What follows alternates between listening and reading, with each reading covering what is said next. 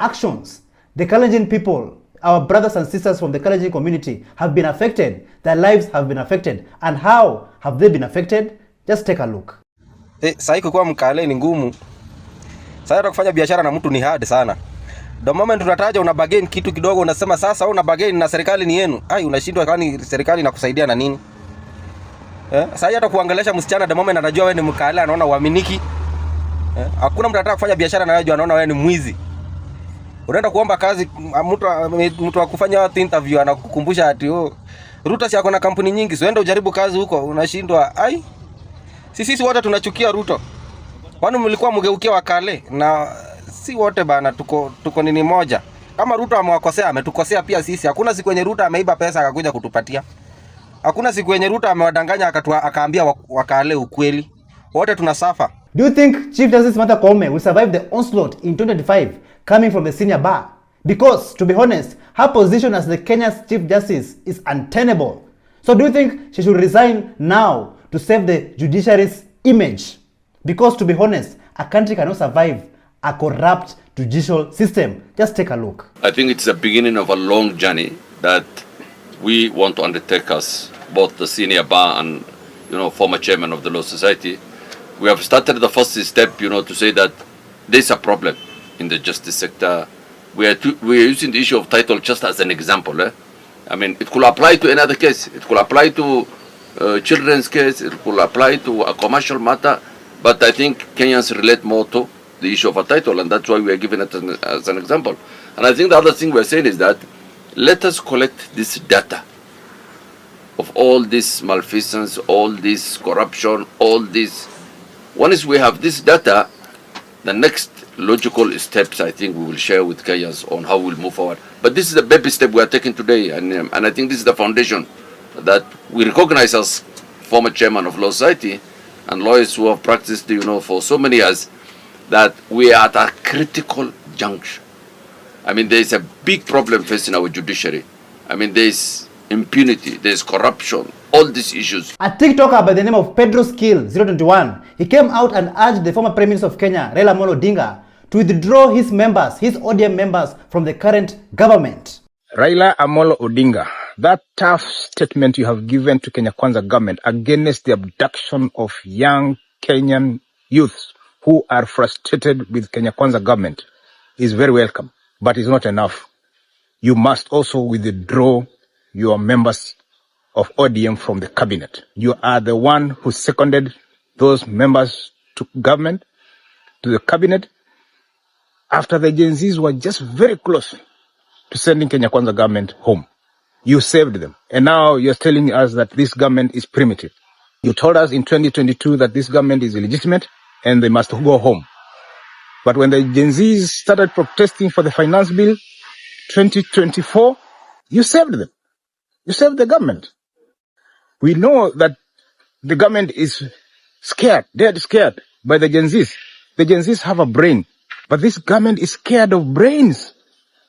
So Raila Amolo Odinga, the only way we can take you very seriously that really this government is primitive, as you say, which I actually acknowledge that is primitive, is for you to withdraw your members of ODM from the cabinet. That's the only way we can save Kenya. Because Ruto is so scared by young people just because they are opposing his government and his policies.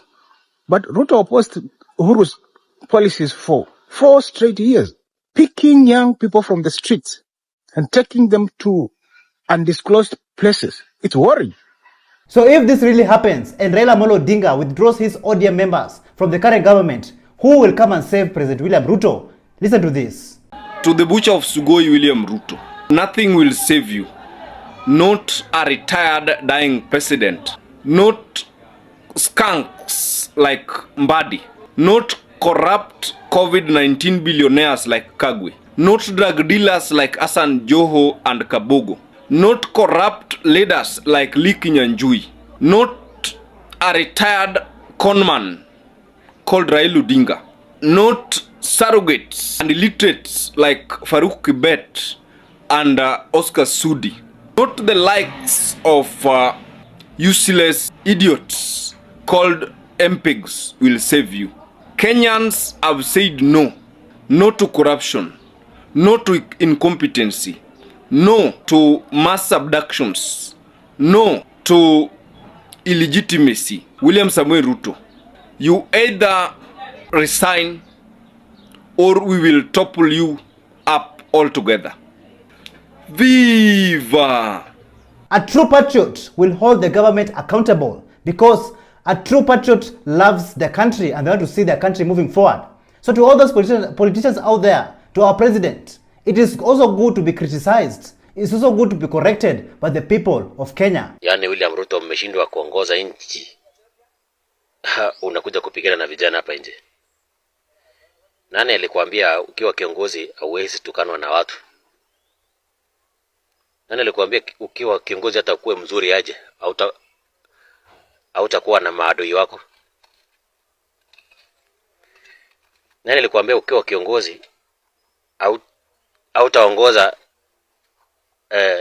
mad people and good people? Nani alikwambia ukiwa kiongozi hautaongoza wenye wanavuta bangi na wenye hawavuti bangi? Kwani unafikiria unaongoza watu wa kanisa peke yake kwa hii nchi? Hii nchi kuna watu wengi my friend. Kuna vichaa, watu wameharibika kichwa, kuna watoto, kuna wamama, kuna wababa, na unajua hao lazima waongoze wote. Uliona wapi Kibaki akipishana na watoto, akikimbizana hapa na watoto na Subaru? Uliona wapi Uhuru akikimbizana na watoto na Subaru ati kwa sababu amechokozwa?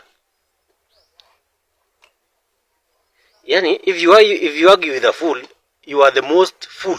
In that case, Magical Moha came out to lecture the political class, and this is what he had to say. How do you feel as a leader, sleeping in comfort in your luxurious home in Kileleshwa, Runda, Kilimani, Lavington, taking your kids and assets abroad, while people who voted for you are suffering back at home? Wengine wenu hata hamuna huruma. You don't have humanity in you. Some of you are so arrogant, too greedy, walking in pride as if you own this world, forgetting that your final space, your final home is 8 feet long and 3 feet wide. Unajua mahali ambao mnaenda, lakini tamaa na maringo inawapeleka hadi mnajiona nyinyi ndio mko sawa kuliko wengine. You are not. Hata ile pesa ambayo imetengewa watoto mayatima mnakula. Sasa mtawacha nini? Mtawacha ya wananchi wa kawaida? It's impossible. Ile pesa ambayo mnatenga tena mnarudisha kwa mfuko wenu. Sasa what is the need? We don't need your bursaries. Just make education free for all. There's no any tangible result. Hakuna development. Sisi ndo tuko mashinani na tunaona. Wewe umekaa hapo Runda na Lavington, ile vacations ambao unaenda ni Dubai na UK, utajua aje hasa kuhusu wale watu ambao wanaishi interior. If not for corruption, the money collected from the tourism industry alone can run this country for the next 100 years without even taxing your own citizens. Ruto must go! Ruto must go! Ruto must go! Yeah, so I want to dedicate a song to all the lives that we lost.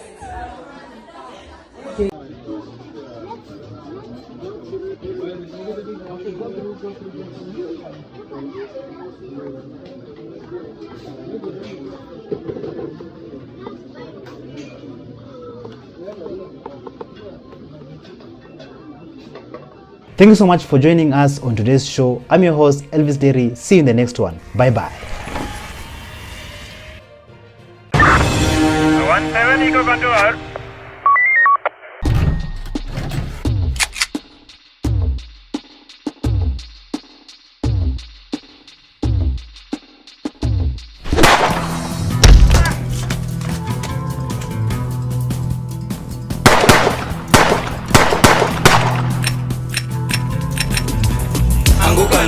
We are coming for you.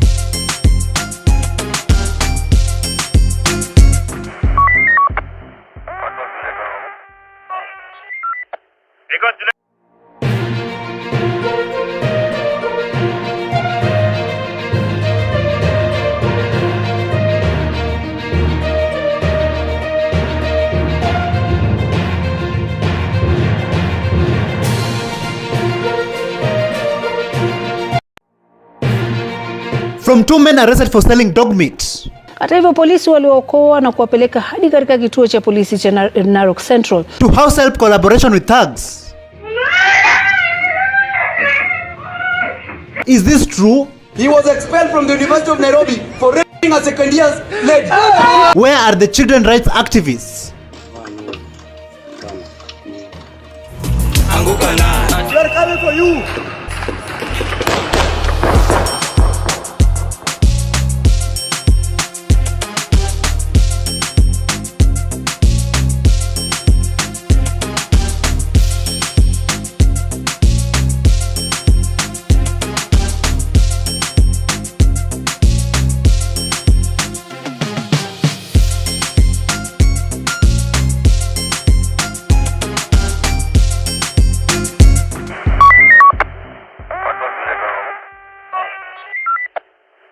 Hello, how are you? Welcome back to ShowNewTrend. I'm your host today and my name is Elvis Derry.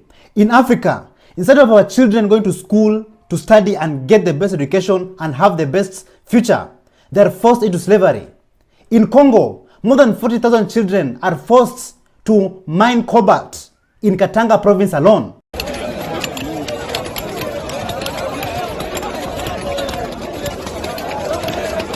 A few days ago in Kenya, in Kakamega County, 2 children, 14 years and 18 years respectively, lost their lives while mining gold.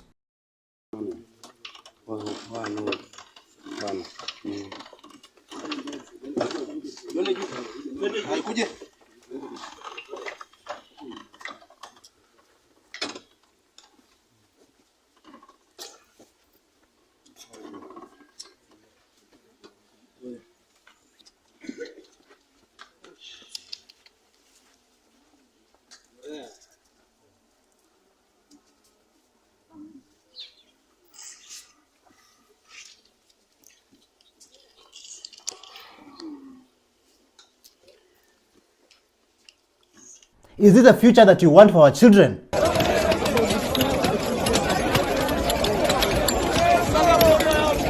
The end of the year is near and so many celebrations will be happening. People will be traveling and this is the time for us to be safe while driving on the roads. Just a few days ago at the Thika Superhighway, 2 people lost their lives after their private car, lost control and rammed into the Ruiru footbridge. Take a look.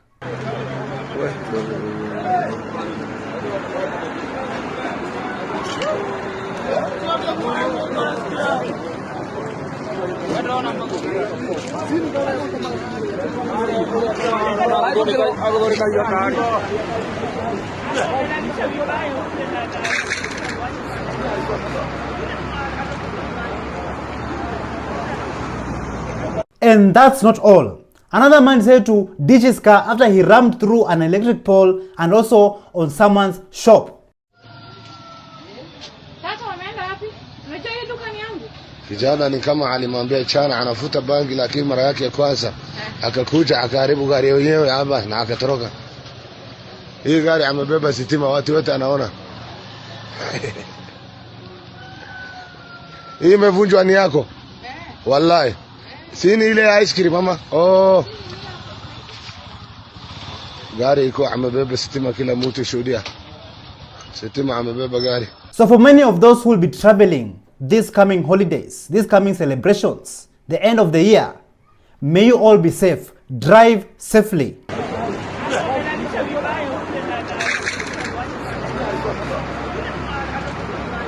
Sometimes when you allow people to come into your house, live in your house, or even work in your house, sometimes you never know the evilness that is hidden in their hearts. Here in Nairobi, a CCTV footage captured where a house help opened the door for a criminal, allowed a criminal, a thug, to enter in the house and rob, and suddenly even attacking the owner of the house. Take a look.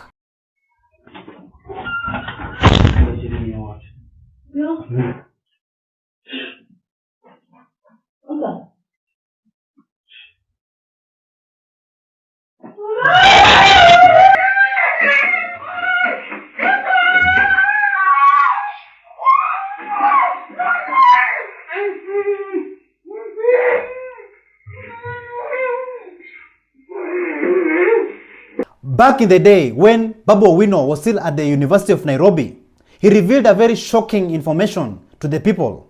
And this information, it involves Geoffrey Musiria, who is the Nairobi City County Environment Officer. Listen to what Babu Owino had to say. One Geoffrey Musiria, he was expelled from the University of Nairobi for raping a second year's lady. I'm the one who brought him back. Ask him. The other day, he's barely a month in the university when he was expelled 2 years ago. I'm the one who brought him back. Now he wants to fight. We will tell him the reason why a baby can play with the mother's boobs in public, but the same baby will never play with the father's testicles in public. Never. The same Geoffrey Musiria, he slapped a lady, a fresher, at 3 a.m. in the morning. When the security reported and he was suspended 1 year ago, I'm the one who brought him back. Now, why must these people fight? Were they brought back so that they can be used by the administration to fight the current regime? No. Nobody will have a coup in this zone. This zone is as strong as it is called. Zone is feared by both the opposition and the government. I will not talk about administration because administration is useless. You all have seen the work that Geoffrey Musiria has been doing around Nairobi City County, moving from one place to another and convincing the people, the residents and the public, the citizens, to do the right thing. But this time he was not lucky. When he visited Impala grounds, the ground was hostile. Take a look.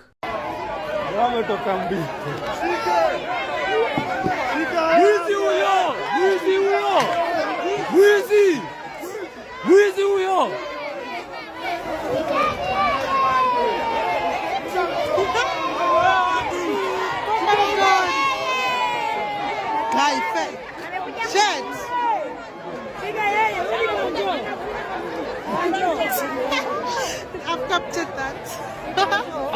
So, what really happened? Listen to this. You know, we're just vibing to the music. Kumeshika, zimeshika. Oh my god, kulikuwa tu like ilikuwa tu just fun vibes. Kidogo naona ule mtu wa environment ule anaitangwa Geoffrey Musiria ama Geoffrey. Huyo tukamuona like watu walikuwa na mixed reactions. Watu wanafurahi, watu kwa zile za ndio ule juu na wanaanga like TikTok and everything. Wengine wanashtuka. But the bouncers were not too happy. Walikuwa wamejam. So at some point bouncers obviously juni event yao like walikuwa namzuia kuingia and everything. Huyo msana kama mdogo lakini trust me, akona nguvu. Mimi sijui ametoa wapi nguvu. Lakini vile alikuwa amejam, he meant business. Huyu mtoto alikuwa anacheka, alikuwa tu anakaa tu. Alikuwa anakaa scary. But alikuwa zile za like I'm doing the right thing. But like alikuwa so scary, alikuwa like alikuwa nimeshtuka. But anyway, long story short, ngoma ilizimwa tukaenda home. Sijawahi experience such a thing, Ngoma ilizimwa watu tukanyamaza, kila mtu like tulikuwa so humbled. But shout out to that man, he's doing a really good job. Like anafanya such a nice job. Na niwaulize ameolewa. Is he married? I'm just asking for a friend. It's not even for me. Even in Kenyan football, there's chaos all the time. A few days ago, the head coach of Gor Mahia, Leonardo Martins Naiva, he was served for police officers after the angry fans attacked him after bottling a 2-0 lead against Moranga Seal at Machakos Stadium. Take a look.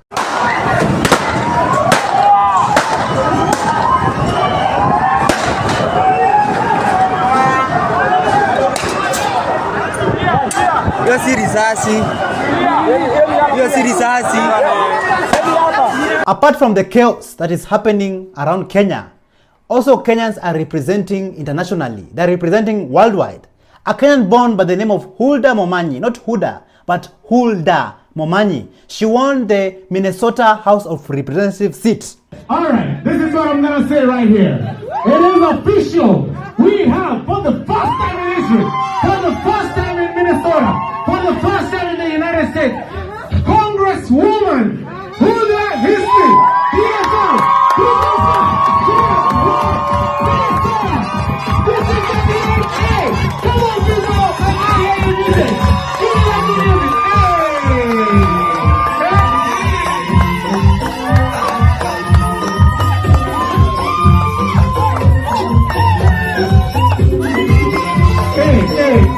Hey.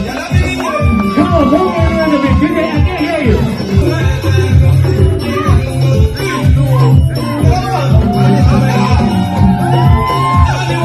Ladies and gentlemen, the question of the day is, have we been eating dog meat or even cat meat? Like many of you like eating mutura, street foods that have meat inside, but yet you don't know the content that is in that food. 2 men from Narok County, they were arrested for slaughtering dog for their meat. Just take a look. Kwamba watu wawili walinusurika kifo baada ya kufumaniwa na wakazi wa eneo la Total kumradhi, kaunti ya Narok wakiwa na nyama ya mbwa. Wananchi waliojawa na hasira waliwapiga watu hao ambao wanadaiwa kusambaza nyama hiyo kwa wanaouzia sambusa. Wakazi waliwalazimisha kuelezea walivyowaua mbwa hao na kupakia nyama. Hata hivyo, polisi waliwaokoa na kuwapeleka hadi katika kituo cha polisi cha Narok Central. Wakazi wamekuwa wakilalamikia kupotea kwa mbwa wao.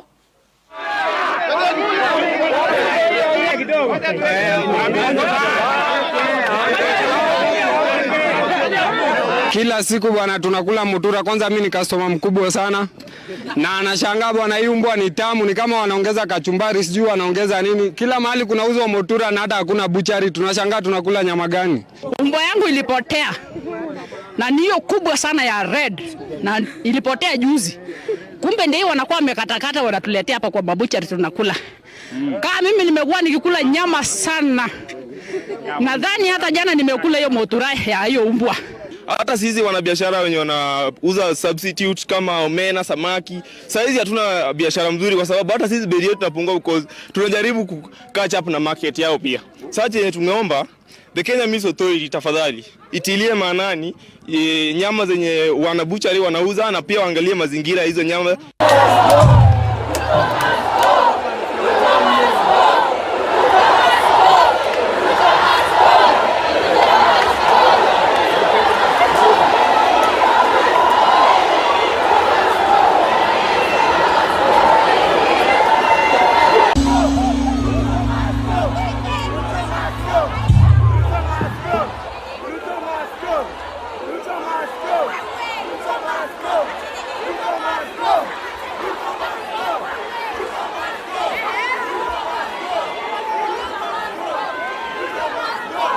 Thank you so much for joining us on today's show. I'm your host, Elvis Derry. See you in the next one. Bye-bye.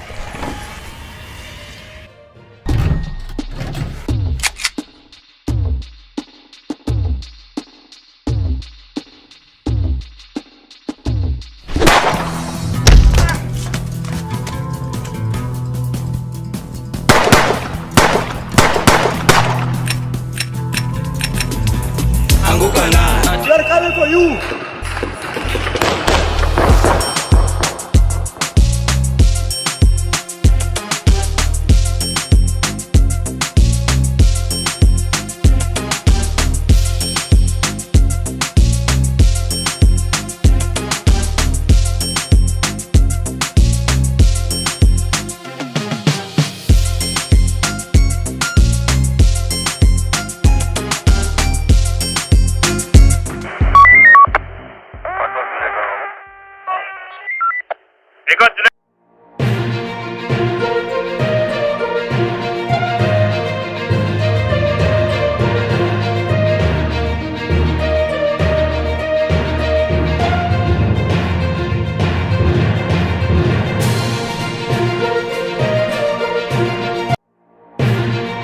From a Kenyan in pain stuck in Oman, unisaidie kabisa nirudi nyumbani, mimi ni mgonjwa. To mass traffic.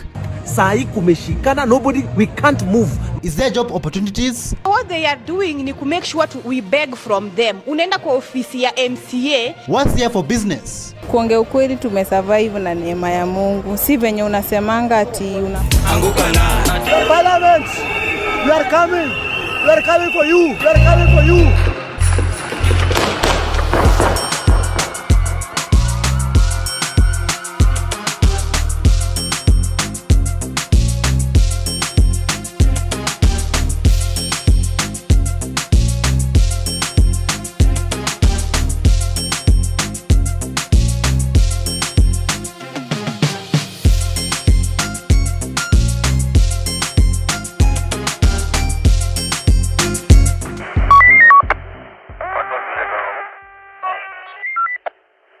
Hello, how are you? Welcome back to ShowNewTrend. I'm also today and my name is Elvis Derry. job opportunities in Kenya. This has been an issue for quite some time. Like if you go to Nairobi CBD or in any other county in Kenya, so many young men and women, the future of this country, are tamarking, looking for jobs everywhere, but they cannot find. People are stressed, so much pressure. Just listen to this. Our government is made in such a way yenye ita make sure the youth remain poor na tukwe tuna depend on them. That's why unapata saizi tunasherekea, tunaongelelea nini kazi mtaani. Hiyo ni pesa ngapi? 5,000 inakusaidia nini? Kusema tu ukweli. Utalipa rent, upeleke mtoto shule usome. My dear, we will continue remaining poor na tutabeg from these people. Najua government yetu iko na pesa na inaweza employ youth, but it's not doing that. Why? Juu kitu employ kila mtu akiwa stable, hatutawategemea. So what they are doing ni ku make sure we beg from them. Unaenda kwa ofisi ya MCA, you beg for 100 shillings, mwingine na beg 10 shillings ndiye aende kukunywa changapa hivi bonde, si ndio? So I feel government yetu inafaa kuacha ku take advantage of people from the informal settlement, mostly Mathare, itu provide jobs. Kazi mtaani si kazi yenye serikali inafaa kujisifu imetupatia kazi. That's no. Kama ni kazi, wacha tukuwe na full employment. Usitupatie kazi ya 2 weeks, unatupatia 5,000. I have a family. Yani shida ni mingi. Basic needs. This is purely unacceptable. Like for how long? For how long will they keep on lying about creating job opportunities for the young people of Kenya? Look at how our young men and women are tamarking and suffering out there. And don't forget that our people, the Kenyan people, are very intelligent, very smart, very creative, very innovative, and the list goes on. But yet, there's no opportunities for them. If you go to Kawangware in Nairobi, Kenya, you'll find a young man like Solomon Gitau, who is changing the industry by being innovative and being creative and developing new technology that will change the medical system and also in the school sector. Just listen to his story. In Nairobi's Kawangware area, Solomon Gitau, an engineer and researcher, has created a lighter, cheaper and more sustainable microscope, all made through 3D printing from plastic bottles. We found out that locally we have lots of waste PET bottles, and so from this filament we wanted to show a product that can be used in the industry. And so we came again and met with other people from the UK again, and then we did a merger where we made a microscope. Then from this microscope we started now making the microscope for use in local education sector. The microscopes cost 7,000 Kenyan shillings, about half that of standard microscopes in the market. Each microscope is made from 10 recycled plastic bottles. Learners get an added advantage of viewing subjects through a digital screen connected via a USB cable instead of the smaller built-in lenses. Why I chose to use the phone is because I was not thinking about students who are able to access laptops in Nairobi. I'm thinking about students who are not able to access laptops in Wajir, Garissa. A phone is something that is now a basic commodity. And with the application that we downloaded anywhere in this country, it gives access to all the students. And regardless of how many students can be able to see around you in a microscope, you can actually, in a phone, you can actually be able to twist and have all these like 5 students watching it. But if you want, if better resources are available, you can actually even use a 40-inch screen. With 3D printing being a fairly new technique in the country, Solomon believes it serves as a great tool for innovators with ideas to produce physical items. 3D printing is a good tool, especially when you want to rapidly test things. It's one of those tools that is going to revolutionize the African industry, right? Because it's a cheap product that anyone can be able to put in their home and develop with it. Having reached only 10 schools with the microscope so far, Solomon's hope is for the tool to one day benefit more Kenyan learners. Kenyan people around the world are anxiously waiting for 2027 elections. And I'm telling you, like, things are getting hotter. But the question is this: is the IEBC, the Independent Electoral and Boundaries Commission, is it independent, or is it a public, not a public, but is it a political investment? Just listen to what Joshua Okaya had to say about this. That's something we need to correct as a nation. How should we do it? Because IEBC, much as it is a body that regulates or rather conducts elections, it needs to be independent of political parties. But we've made it look like it's an investment. Yeah. All right? It's a political investment. It's a political investment where every political party invests somebody, an individual there. Yeah. You understand? Yeah. So that each political party has a share. I don't think it should be that way. It should be a completely, the way the name suggests, Independent Electoral and Boundaries Commission. So if you ask yourselves, what is the IBC? What is the Independent Electoral and Boundaries Commission? This is an independent regulatory agency that was founded in the year 2011 through the making of the current Kenyan Constitution. And I personally believe that it is high time that we in this country have a fair and credible elections. Ladies and gentlemen, 2027 elections is going to be messy. It's going to be hot. And currently, things are boiling nicely. But we've made it look like it's an investment. Yeah. All right? It's a political investment. It's a political investment where every political party invests somebody, an individual there. Instead of our government, our Kenyan government, creating opportunities, job opportunities here in Kenya, our people are being sent to foreign countries. And Kenyans, some of them are living under worse conditions. And even worse, some of them come back home in a casket. What a sad state of affair. And a story has been recently trending of Gloria Jameli, who she's stuck in Oman. And she's very sick and she's pleading for her Kenyan agent, but then now Florence Wanjiru for help. Just listen to how Gloria Jameli painfully narrates her story. Mama Deborah, mi naitwa Gloria. Mi nimekonjeka Mama Deborah. Tangu nikuja hii Oman nimekonjeka. Nimejaribu nimeambia maagent mi ni mgonjwa. Hawataki kunisaidia. Mi ninaumia kifua, ninaumia kichwa. Koo imefungana. Sikuli for 4 days sahi. Mi nimelala tu kwa nyumba. Lakini naumia unisaidie kweli kabisa. Ninaumia kabisa unisaidie. Nimejaribu nimeambia maagent. Agent ananiambia lipa 150. Unisaidie kabisa nirudi nyumbani. Mi ni mgonjwa kweli, ninaona sitaweza. Nilikuja kutafuta pesa kweli, lakini mwili yangu kweli sitaweza kweli. Sitaweza. Ni mauchungu ndio ninapitia kwa mwili.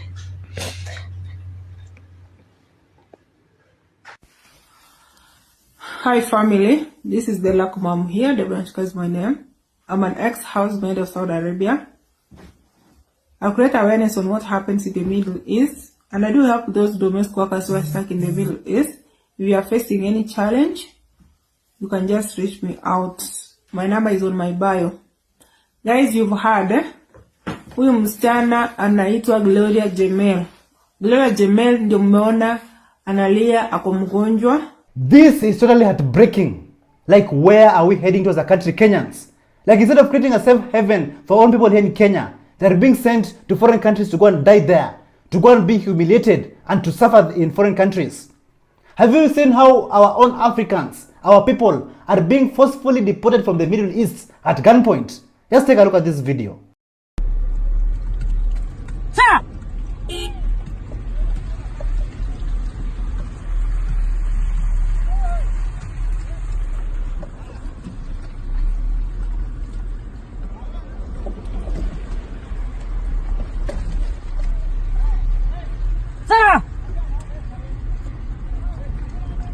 If you go all the way to Kisii town, like it looks like a dumpster in Kisii town CBD, like there's rubbish everywhere, garbage everywhere, and I'm just wondering, how are the voters surviving in such an environment? What is the government doing there? Honorable Paul Simba Arati, the governor of Kisii town, like why are you not working for the people? And why does Kisii town, Kisii CBD looks like this? Just take a look. Simba Bosongo Noro. Robne town here in Chawe Simba kwa ngaja kwa Bosongo. Robne Bosongo here in Chawe.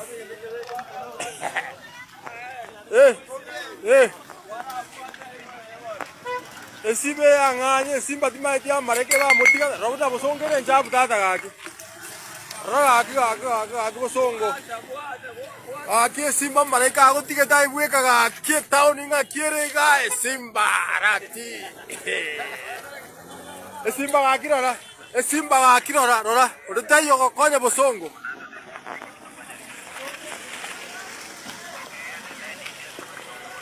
Simba rono ucha burikira sekira kona, digirori. metare ticheta onta yoko tichore mekara amaje nguira abantu ina rome demo na bawo jabu na Simba robo songa nangene stage dada kinjira kwa do fanisi chi hotel chitu chingia abantu raje betu baragere ake Simba amareke ba gotiga ala ro buatu bya ku mano mitati chite pi o mata sai mau akure ambara igoro aina igwo ye Simba saleti Simba bakanda bakwa buse bakobora gaki aya abantu bakuru Nairobi bakonyine biragita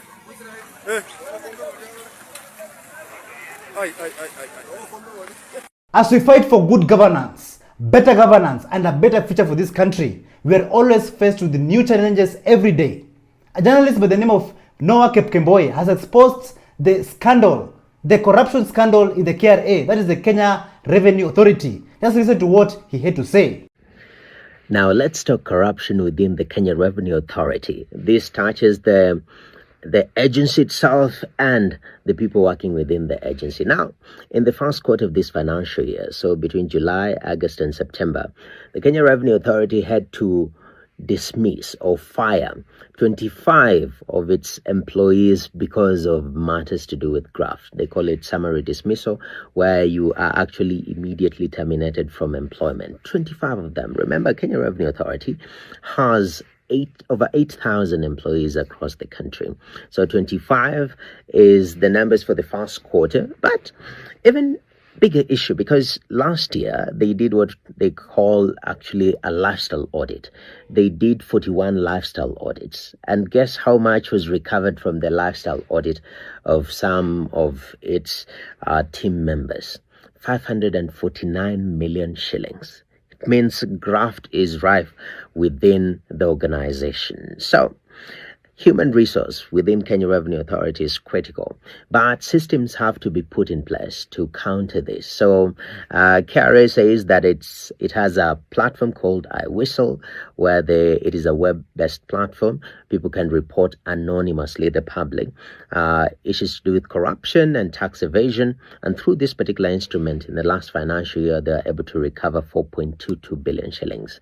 They also have a reward scheme to incentivize people to inform on matters corruption, and you get 5% of the total tax collected, or capped at 5 million shillings per case. But the bigger issue is about taking care of the people, because organizations are run by people. And to put it, the way the Cabinet Secretary for Treasury put it, is that we can't milk from a cow that is not well fed.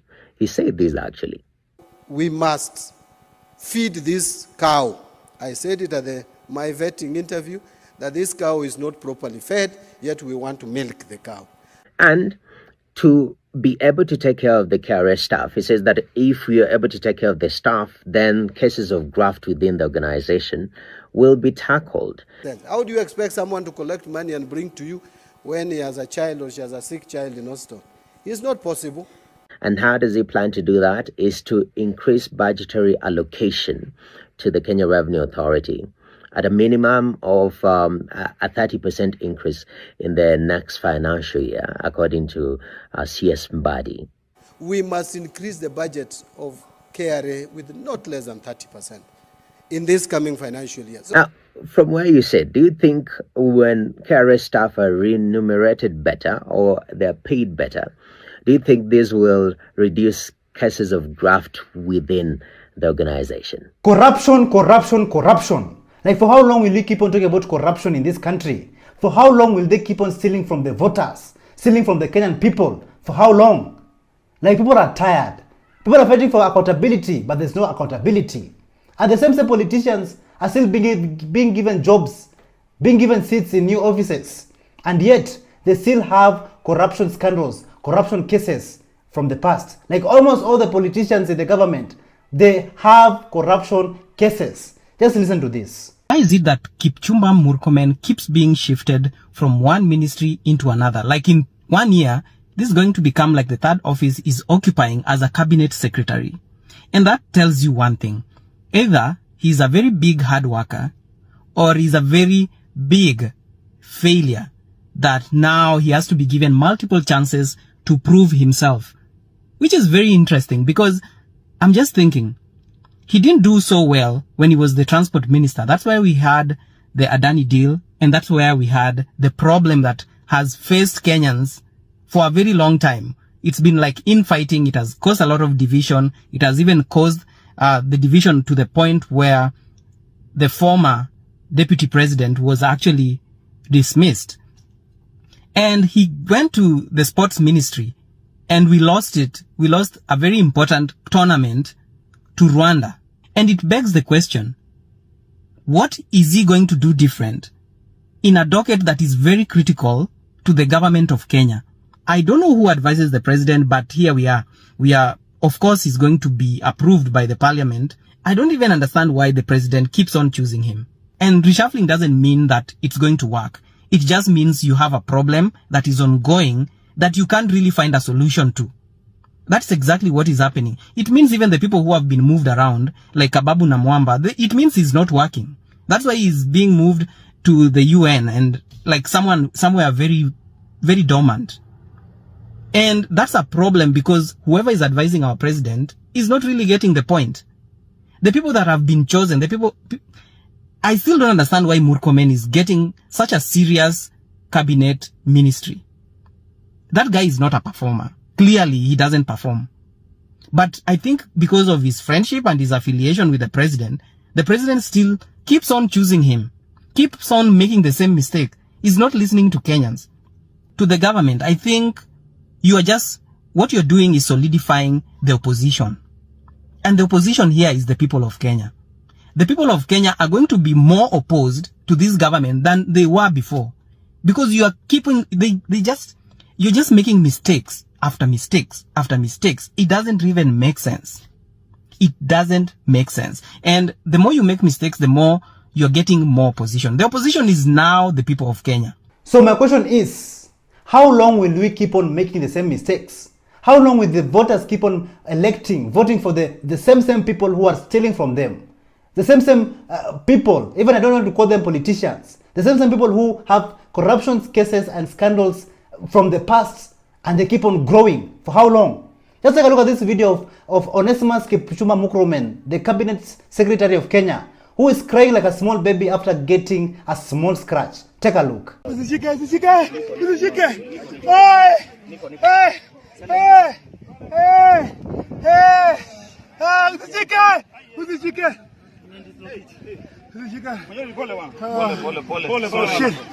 Dear Kenyans, dear voters, it is high time that we bring a change in this country. It is high time that we vote wisely. For the first time, let us vote wisely, Kenyans, and make this country, Kenya, great again.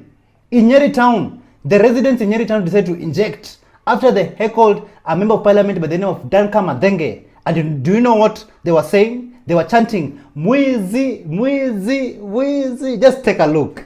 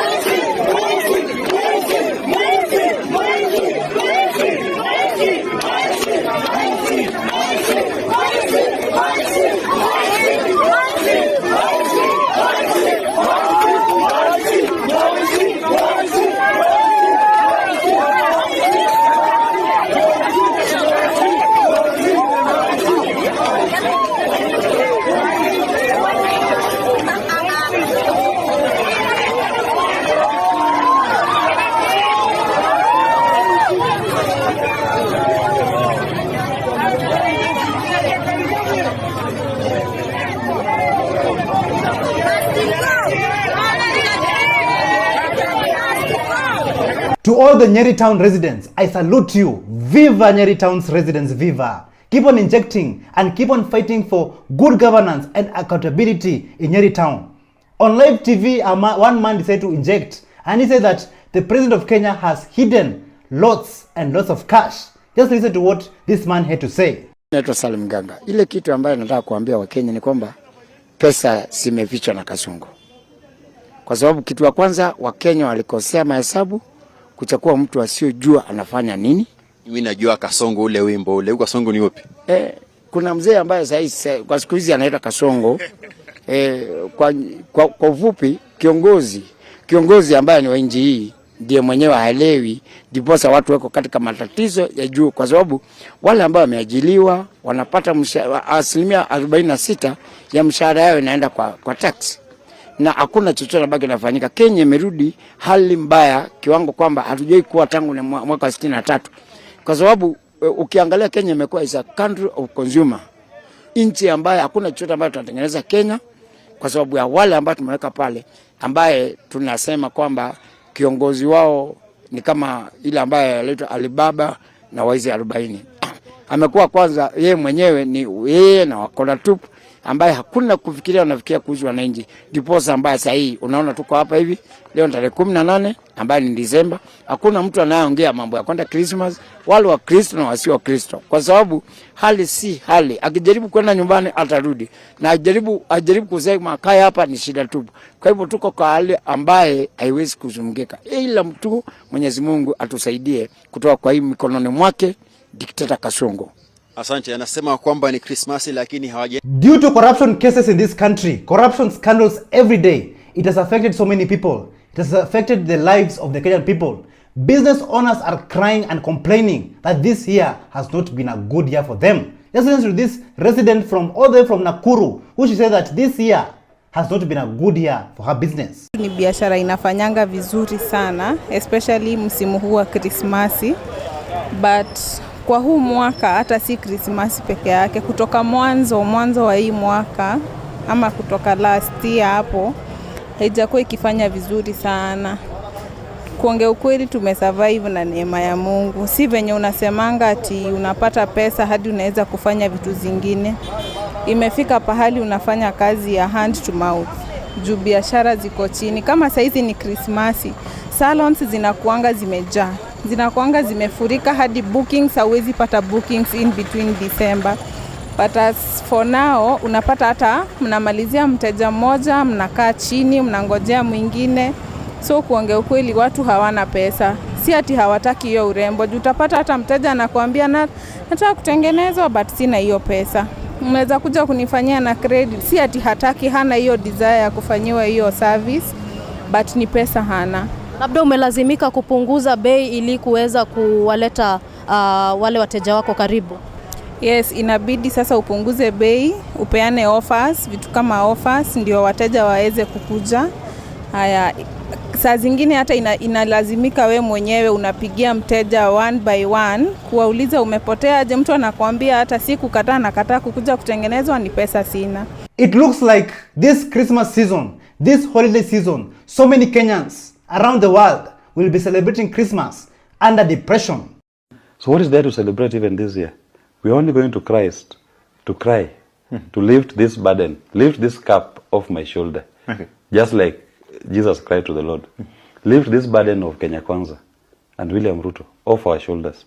Take it away from us. Currently, Kenyans are traveling around the country because of the holiday season. Christmas is around the corner and Kenyans are moving from one place to another. And the only disadvantage that is facing these travelers is road congestion. Just take a look at this video of how motorists are stuck, and they were stuck for hours. Just take a look.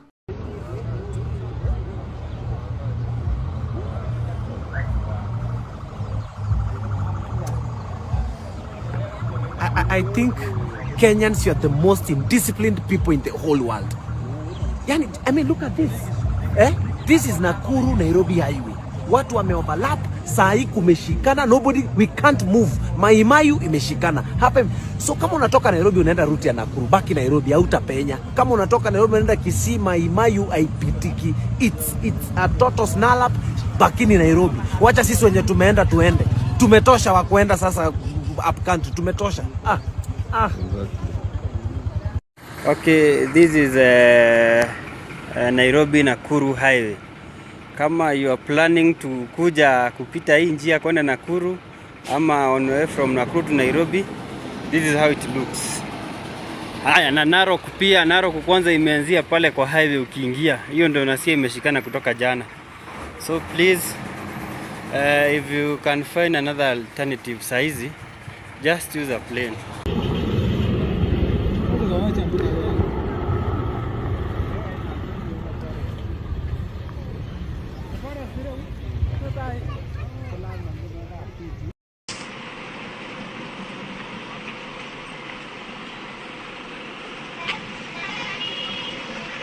But Kenyans, don't worry, relax.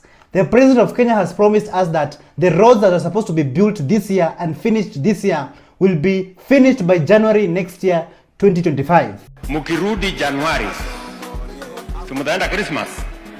Mukirudi Januari, mutakuta hii barabara imekamilika. Morara Kebaso Senior has wished Kenyans a Merry Christmas and a Happy New Year, and also leaving the young generation with some great and important advice. Let's listen to what Honorable Morara Kebaso had to say. What's Gen Zs? This is your president, Morara Kebaso. I just want to wish you a Merry Christmas and to remind you of the heroes that lost their lives this year as we did the Gen Z demonstration. Let us remember their names. Let us write their names in our hearts. These are the heroes of our country. As we go into 2025, just want to give you a little encouragement that it is possible, that none of you is too young to lead, not just in the political space, even in the private spaces, even in business. Don't be told that you're too young, you should just be a waiter and not a hotel manager. Don't be told that you're too young to be a high court judge. Don't be told that you're too young to start a company. You're not too young to own your own house. You're not too young to drive a car. You're not too young to be a president. It is possible. We can do it because we are the future. And the future is not tomorrow. The future is now. From now on, let us purpose in 2025 to take back our country, which has been bedeviled by corruption, impunity, theft of public funds, and a complete ignorance of human rights, police brutality. This year, we are going to bring back our country, which has been stolen from us, which has been captured. And you are going to make it possible. I wish you a Merry Christmas and a happy 2025 from your President Morara Kebaso, aka Gucci Party Leader. Thank you so much for joining us on today's show. I'm your host, Elvis Derry. See you in the next one. Bye-bye.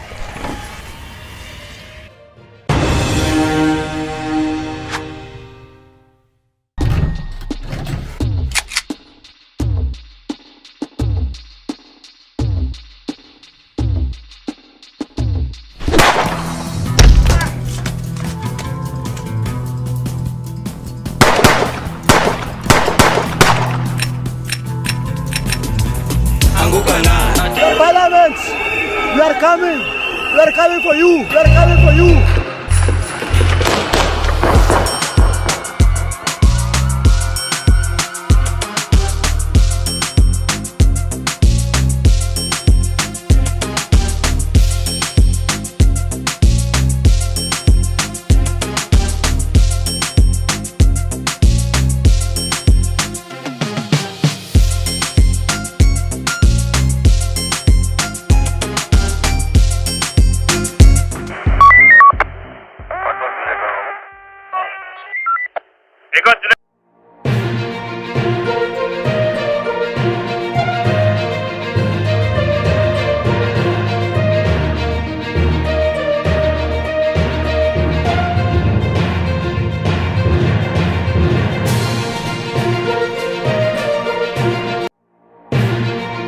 From Bukangesa Omole arrested, the police actually arrested me, to Morara Kebaso owning a police station. You own a police station? Nini kona police station? Kasaban Makore's hidden talents? Where are our missing children? We are coming for you.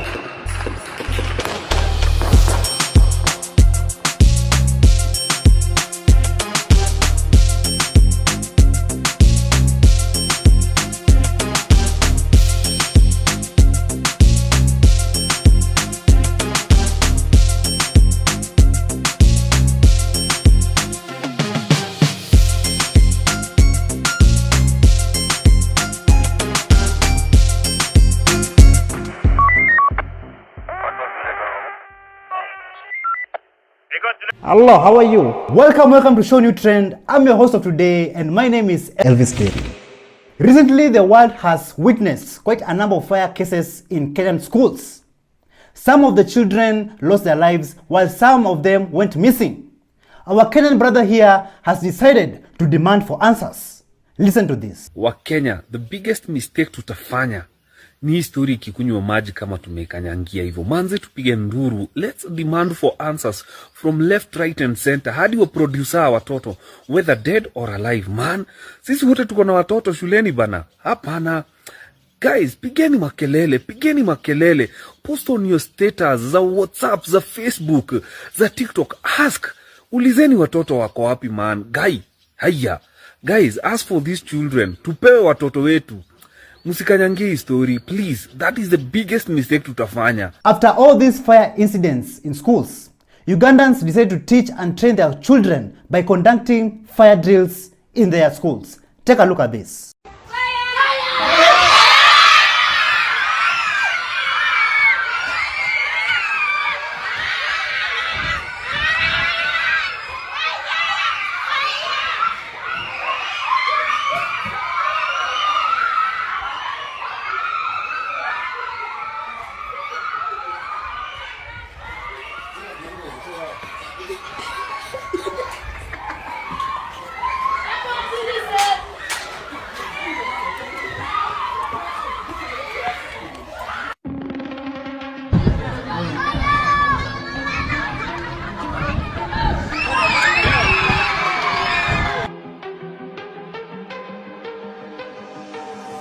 Schools should be a safe haven for our children.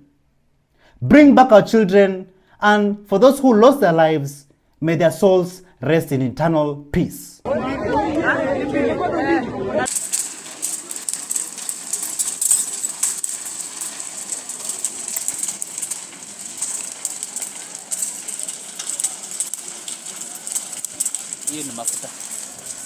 Youths are being frustrated day in, day out. I want us to go all the way to Isiolo, where our young Kenyan brother wants to sell one of his kidneys so that he can fund long overdue repairs of his local mortuary. Mimi nitadonate kidney yangu moja iuzwe iende mortuary itengenezwe. Mimi nimeweza kuhuzunika hapo jana. Nilipofika pale hospitalini niliweza kupata mtu ameweza kufariki na akaweza kuwekwa kwa probox kama gunia ya viazi ndio apelekwe mortuary Meru. Kwa sababu gani? Kwa sababu mortuary ya Isiolo haifanyi kazi. Na hiyo si kesi peke yake, tumekuwa sana tukivumilia sana. Makesi wengine wanapeleka watoto Meru, wengine wanapeleka mortuary za mbali kwa sababu tuko na mortuary yetu na haifanyi kazi. Na isipokuwa hospitali yetu inasemekana itakuja kuwa level 5. Itakuja kuwa level 5 waje na tunaweza kupata kwa hospitali aina mortuary. Pia nikizungumzia kuna wanafunzi wanasoma hapo KMTC. Au wanafunzi kuna wanataka kusoma mortician. Watakuwa nasoma kwenda kusoma kaunti nyingine mambo ya mortuary. Yetu tuko na mortuary yetu hapa kaunti ya Isiolo na haifanyi kazi. Serikali imejificha sana. Governor ametulia sana. 10.5 million imetengewa mortuary. Na hiyo pesa hakuna mwenye amejitokeza ama contractor yote tumeweza kuona kazi ikifanywa pale. Yeah, so guys, as you can see, this area right here is called the cold room, and this is now where the bodies are kept inside here. After embalming, the bodies are kept here so that they can be preserved, you know, when the families come to see the bodies. So I think let me show you how one fridge looks like inside. This one empty fridge inside. As you can see, like this is now the fridge inside here. So after embalming, the body is put here so that it can be cold and preserved and well. Moving on to the next video. Gen Zs are injecting left, right and center. I want to show you guys of this video of a young Kenyan brother, a young Kenyan Gen Z who has decided enough is enough. Listen to what he has to say.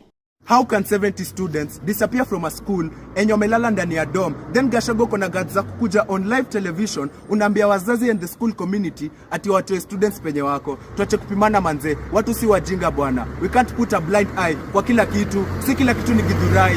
Penye Safaricom mlituanulia stima, watu wakiuliwa Githurai. Hadi video lipostiwa TikTok, mse unasikia gunshots ndo hizi. But Wakenya ni nani? Blind eye. Kwani mteka blind eye hadi fike lini? Minerals zenyu zinaibiwa, blind eye. Watoto wanauliwa, blind eye. Gen Zs ndo wanakuwa abducted, blind eye. Alafu unataka kuniambia nini? Hata imenibo. Have you ever seen those institutions, organizations, or even companies where they just use interns, but they don't give people jobs, they don't employ people, neither do they pay people? Let us go all the way to Kijabe Hospital and just listen to this story. Kijabe mmechukua internship kama ndio workers wa hapa. Munawalipa peanuts ya 10,000. Munatoa NHIF and NSSF. Huyo mtoto anabaki na 7,000. After that, munamfanyisha kazi for 12 hours. Tafuta kama kuda kama gui. You want to kill our children? You're not employing people? You're misusing our kids? We are telling you this. The moment that we are coming to occupy Kijabe, it is soon. Mulinyang'anya title yangu tunaikujia na the community of Kijabe. Wacha hivyo mmetoka from 250 patient to 100. It will be worse. Zero profit. And they are getting For those who are running Kijabe Hospital, if you don't watch out, we as the Gen Z will occupy and you will not believe. You will not believe. Kijabe mmechukua internship kama ndio workers wa hapa. Munawalipa peanuts ya 10,000. Munatoa NHIF and NSSF. Huyo mtoto anabaki na 7,000. After that, munamfanyisha kazi for 12 hours. Tafuta.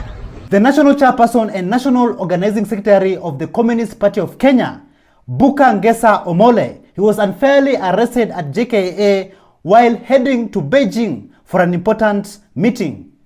Just listen to how things unfolded. At about 4:30, I appeared at Jomo Kenyatta International Airport, and I was destined to travel to Beijing, China for official party duties, since I'm also the national vice chairperson of the Communist Party of Kenya, and I've been one of the key instrumental people in terms of driving the coalition politics against this illegitimate government.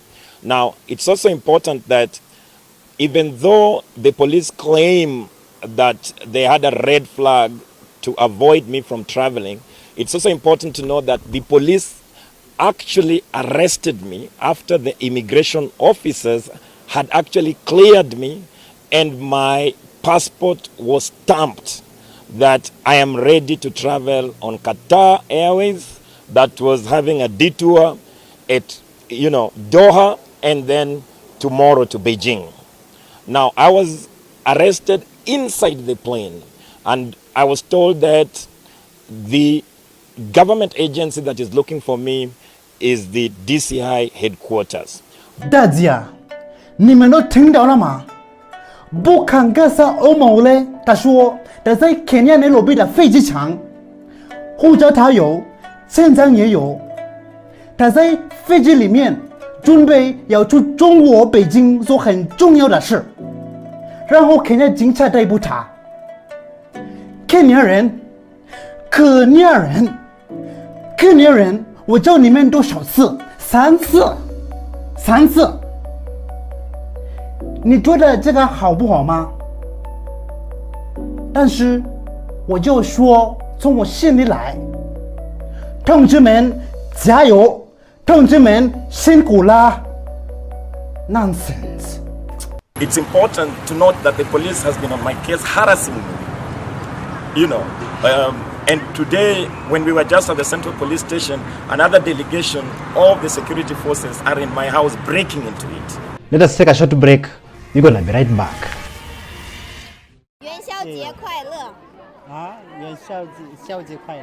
Yes, 元宵节 is what we are now celebrating. 所以你可以告诉大家元宵节快乐吗？元宵节快乐。我们在哪啊？我们在哪？你说啊？我们在肯尼亚，祝大家元宵节快乐。肯尼亚在哪啊？肯尼亚在非洲东部。好的，欢迎谢谢。大家，我们今天有一个中国的美女，所以我要你祝大家元宵节快乐。祝大家元宵节快乐。I'm Hillary from China. Yeah. 从什么城市来？浙江温州。Yeah. 欢迎。对，然后很高兴在肯尼亚遇到这位会说中文的朋友，然后一起共度元宵节，祝大家元宵快乐。Amazing, thank you. Thank you.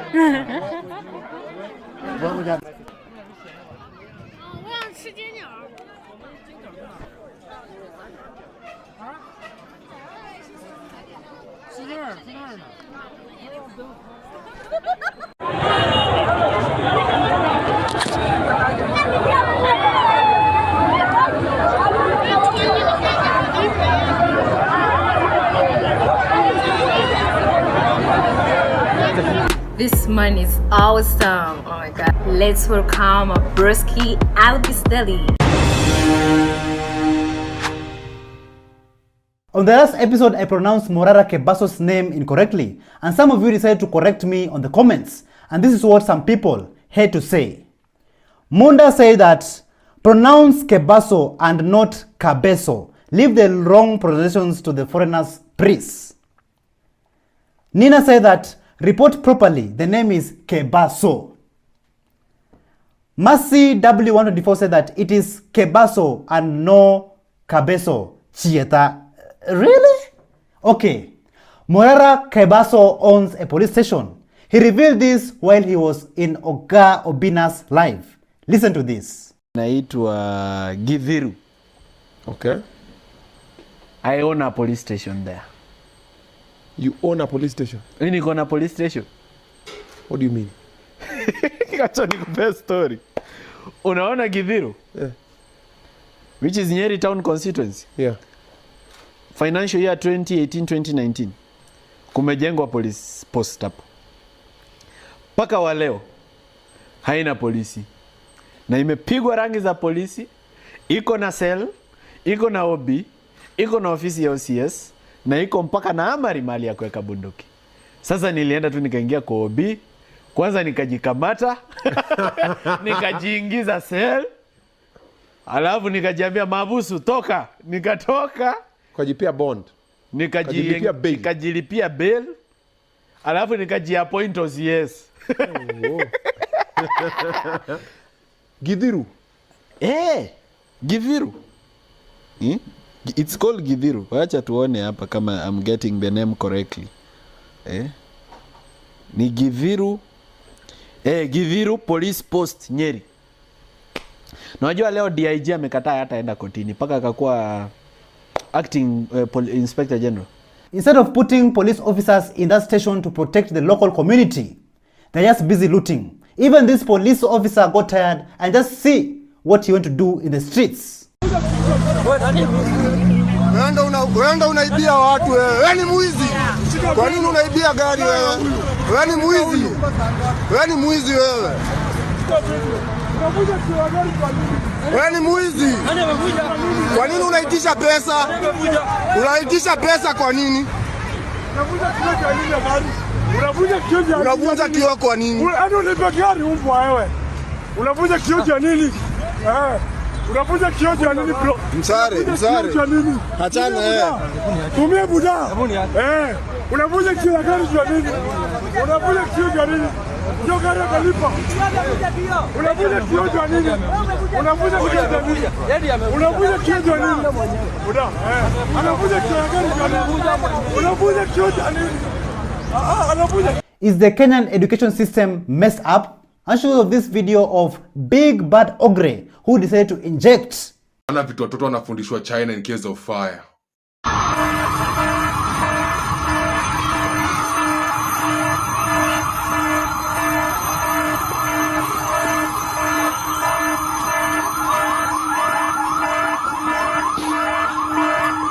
Ana vitu watoto wanafundishwa shule.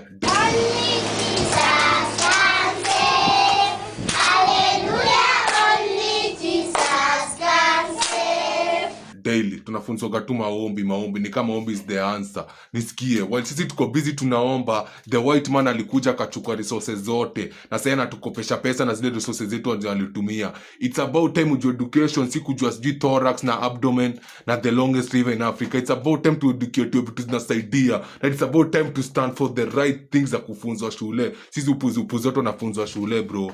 Yes, prayers never been the answer. Ukiweka mtu logical na uweke mtu prayerful, mtu logical ata win all day every day. It's about time tuanze kufunzwa logic instead of kufunzwa religion. I said what I said. Not only Kenyans are tired, but even animals are tired too. This donkey was spotted somewhere just ripping off and taking down Ruto's campaign posters. Many politicians who have been in power since Kenya gained independence in 1963, they always come together when trouble knocks at their doorsteps. I want to show you of this church where our brother here decided to inject. Listen to this. Personally, as a prophet of God and as a servant of God, I don't support him. One, because Ruto William killed so many Kenyans in Kondele, killed so many Kenyans in Nairobi. So many Kenyans died. After this death, now Ruto and Raila sit down. Then they say we work together. They are working together on top of the graves of Kenyans. They are dancing on top of the graves of Kenyans. If Raila was so serious about his patriotism for the Kenyan people, he shouldn't have joined hand with Ruto, who is a killer, a murderer, a vampire. He wouldn't have done so. And for that reason, I 70% doubt whether he will make it. If he make it, okay. But I, Apostle Michael Band, I don't support. I know many people will say you don't care. You don't care. My heart is not your heart. It is your heart that does not care. Praise the Lord. You can say whatever you want. You have your mouth. I've said my own. Everybody in his office. There's office of the fool. There's office of the wise. There's office of the ignorant. I don't know which your office is. Mine is a prophet. That's what I've said. I am against it. There's no way government, politicians can always be uniting for their own selfish gains.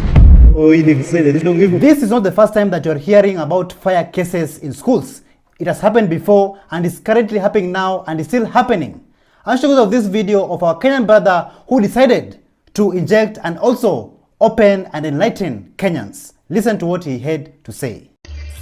What I know is that government knows what is happening in the country now. I'm well convinced. I'm 100% convinced that government know what is happening. What they are trying to do is to shift political temperature kwa kuweka watu wazazi wenye wahusiki na siasa kwa shida. Yesterday it was Hillside Academy. Yesterday it was Hillside Academy. Today, as I am speaking now, Isiolo girls iko on fire.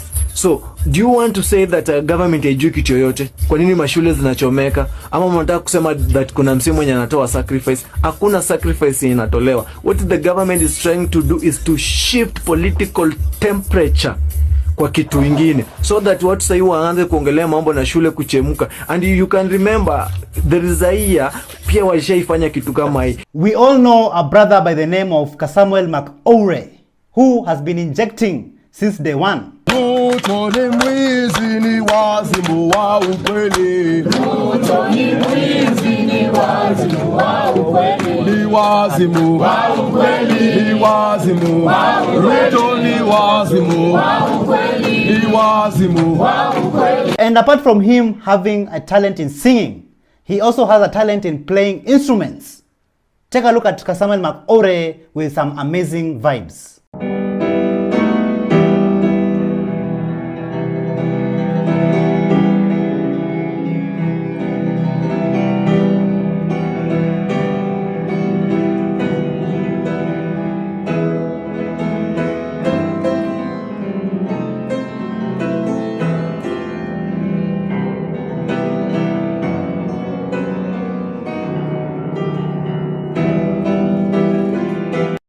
Passing across somewhere here and I'm seeing a flat is written. Zaburi flat is not owned by Ruto. It's not owned by William Ruto. Guys, imefika hapa. Kwani what's up? People are not renting this house. Thank you so much for joining us on today's show. I'm your host, Elvis Derry. See you in the next one. Bye-bye. We're coming for you.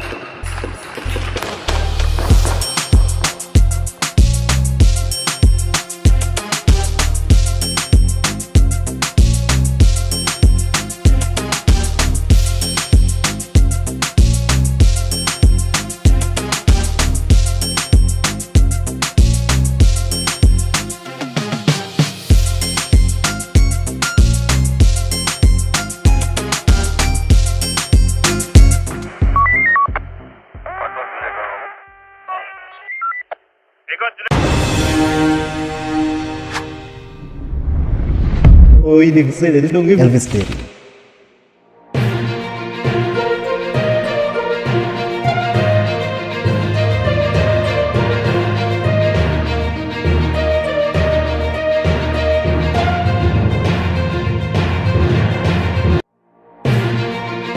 From corruption caught on camera, ni kusimama pale na kuokota pesa the whole year, to criminals arrested. Will police wear body cameras? We are working on introducing what has worked in other jurisdictions for the police, what we are calling the body cameras. Racism in Kenya. But apparently some of them, they just want white people. Is that not crazy? That is so wrong. Parliament, we are coming. We are coming for you. We are coming for you.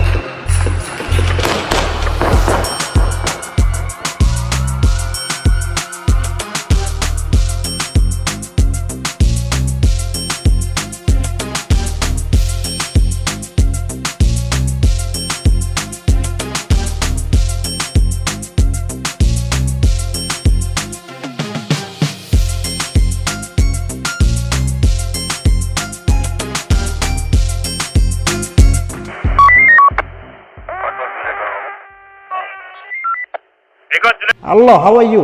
Welcome back to ShowNewTrend. I'm also today, and my name is Elvis Derry. Corruption. Kenyans, are you tired of hearing this word, corruption? For how long will you keep on hearing about corruption scandals in our country? Some police officers, they were caught live on camera taking bribes in broad daylight at Manyanja Road. Just take a look. So make me understand. So for matatus to operate in this city, lazima wape polisi pesa. Like lazima tu, like it's legal, it's part of our constitution. What is it? Like, when did we normalize this? This is Manyanja Road. The only thing kitu nye polisi wamekuwa kifanya the whole year ni kusimama pale na kuokota pesa the whole year, especially forward travelers. Akia nani yezi pita hapa kama itapeana pesa? Ama kuna ofisi zenye ni polisi huo kota za matatu na hatujui, ama like when did we get to a point that tuko like corruption ya traffic hatuwezani nayo tuikubali, because fighting it is a little bit kidogo ni tricky. We might as well proceed and be a corrupt country. Like, this is a representation of Kenyan traffic police. This is them at work collecting money from matatus. Na ni ukweli serikali iko na mkono mrefu. You see the way they are stretching their hands kwa hizo matatu.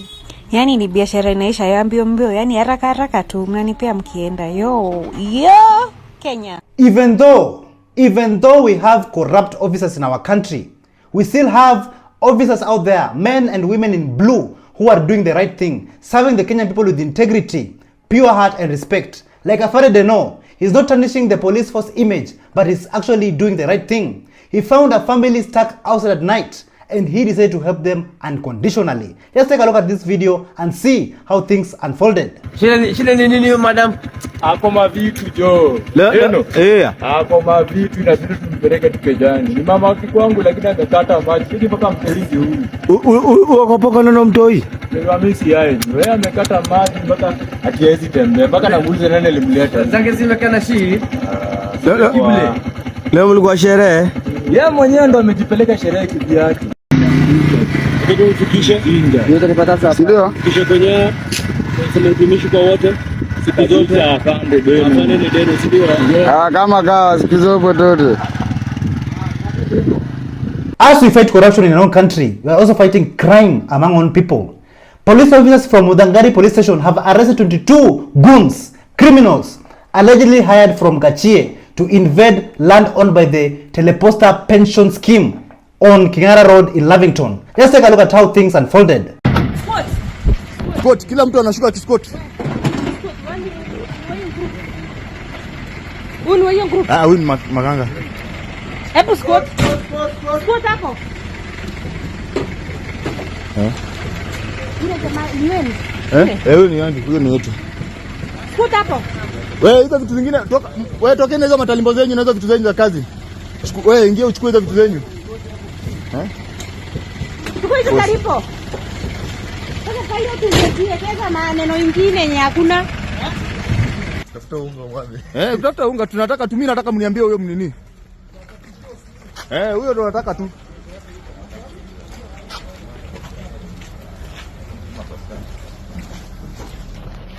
These criminals, they stormed the property at 6 a.m. They chased away the guards, looted valuables, and also they went on to dismantle the fence that was erected by the pension scheme. And later on, they loaded those stolen materials, those looted goods, onto their hired counter.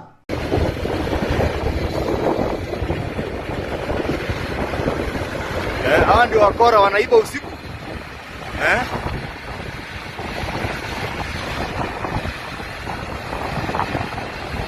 Thanks to our police officers, these criminals have been arrested. They have been removed from our streets and they are currently held at Mudangari police station waiting to be arraigned in court on Friday.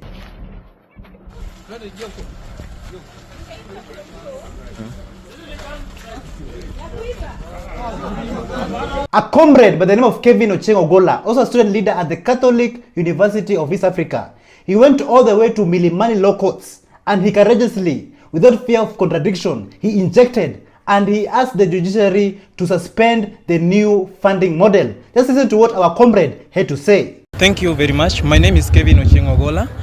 I am a student leader from the Catholic University of Eastern Africa, and today I would like to stand in solidarity with all fellow comrades in the city and the suburbs of Kenya that we reject the new funding model in totality because we were not consulted, number one. Number two, we do not know where the country is taking us to. I don't know, if you don't take the academic of the youths seriously, then the future of this country is in danger. Today, I will proudly say that we the students are suffering a lot. From the NHIF scandal to all those kind of scandals were done and all that. Today they are coming to destroy the only hope that we have, and that's academic, because Nelson Mandela said that education is the only powerful weapon that we can use to change the world. And Babu Owino also said that education is the only equalizer. Today we will also say as comrades, education is the only thing we have, and if anything should be touched, let it not be education.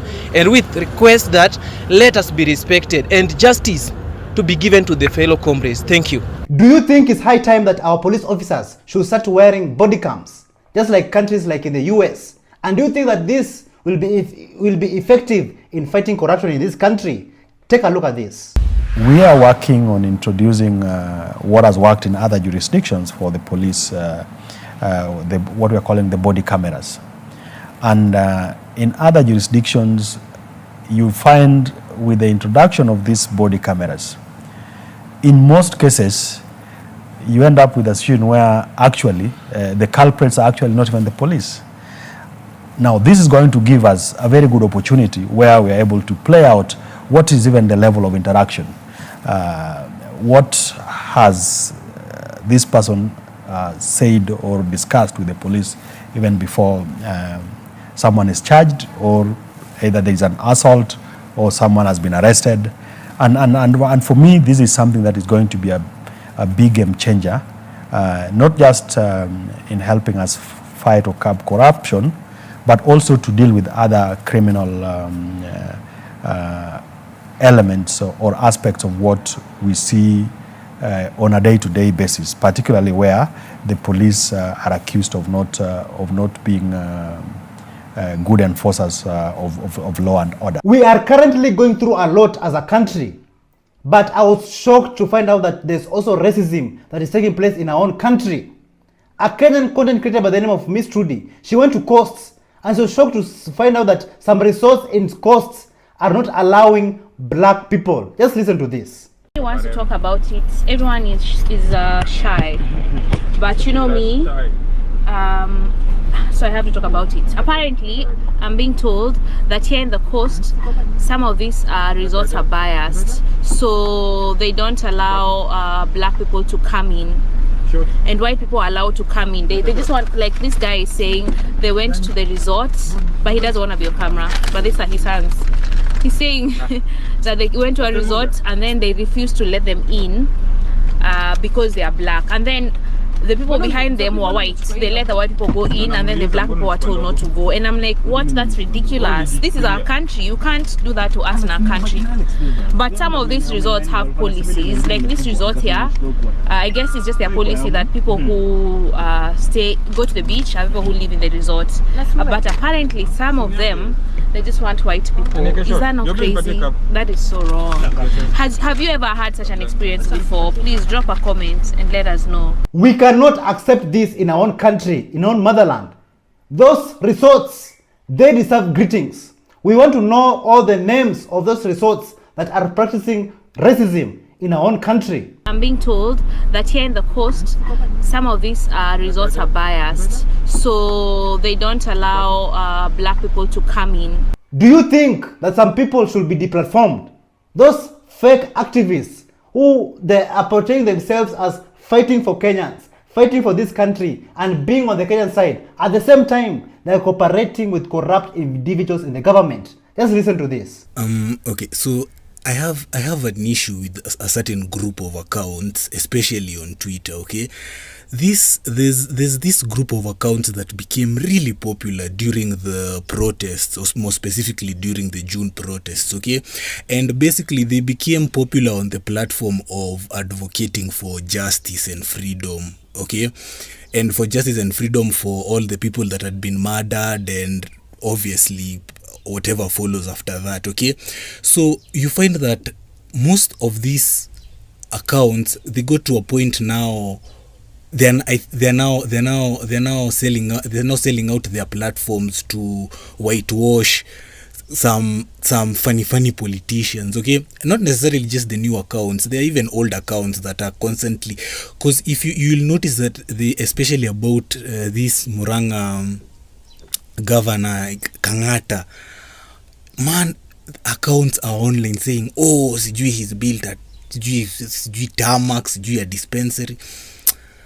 And the reason they are so irritating, I don't mind you getting your bread, but when you get your bread, declare that you're getting your bread. Okay, because we already said we are done with the whole political class. Okay, you can't be on one tweet you're saying, oh, these politicians are criminal, then on the next week you're saying, oh, this one is working because he has put 200 meters of tarmac and opened a dispensary with 3 maramojas. As in, what the fuck? Are you serious? The former Minister of Agriculture, Kipruto Rono Arap Kirwa, he went on and shocked Kenyans and shocked the world after he came out and said that Kenya is now in a good state because we have identified the culprit behind the demise of many government institutions.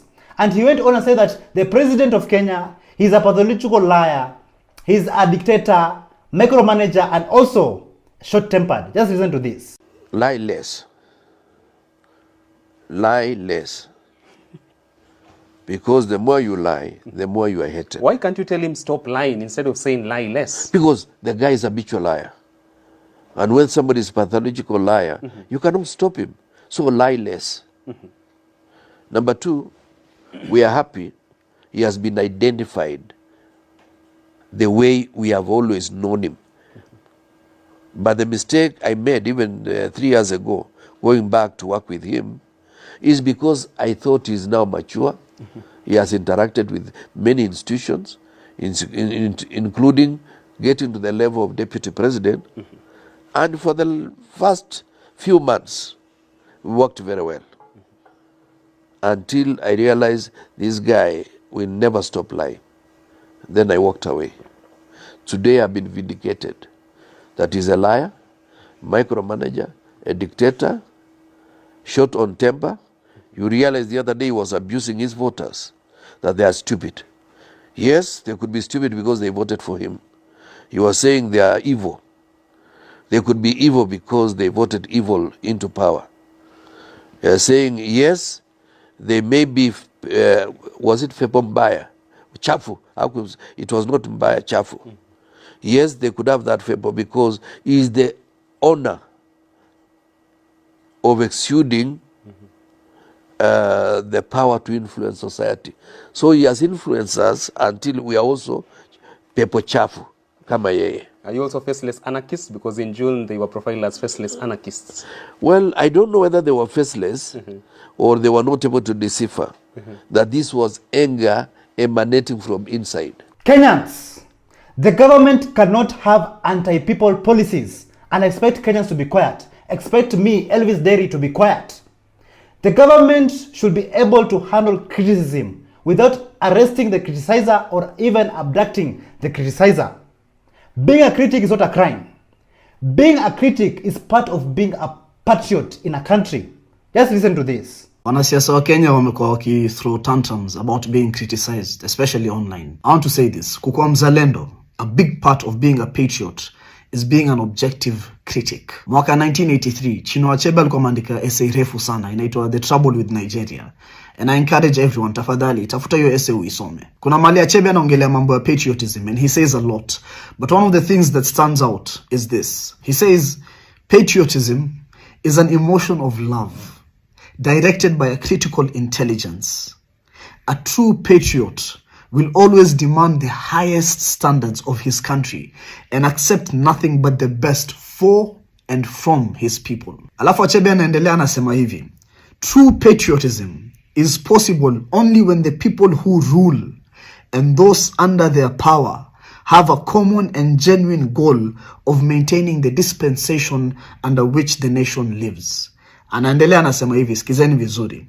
This will in turn only happen if the nation is ruled justly, if the welfare of all the people rather than the advantages of the few becomes the cornerstone of public policy. Wewe jiulize, public policy za Kenya inafaidi nani? Wachache wenye nchi ama wengi wananchi? Wanasiasa wenye wanatishia wa Kenya, wenye wanasema wa Kenya sio wazalendo, they are so out of touch with reality. Hawana self-awareness. Huwezi expect wa Kenya wakupigie makofi, wajifunge macho, wajifanye nikaa kila kitu iko sawa. Nasikia mmoja akisema Kenya inasonga mbele. Kenya gani hiyo inasonga mbele boss? Na wananchi wako njaa. Madaktari wanajimada juu ya kutolipwa.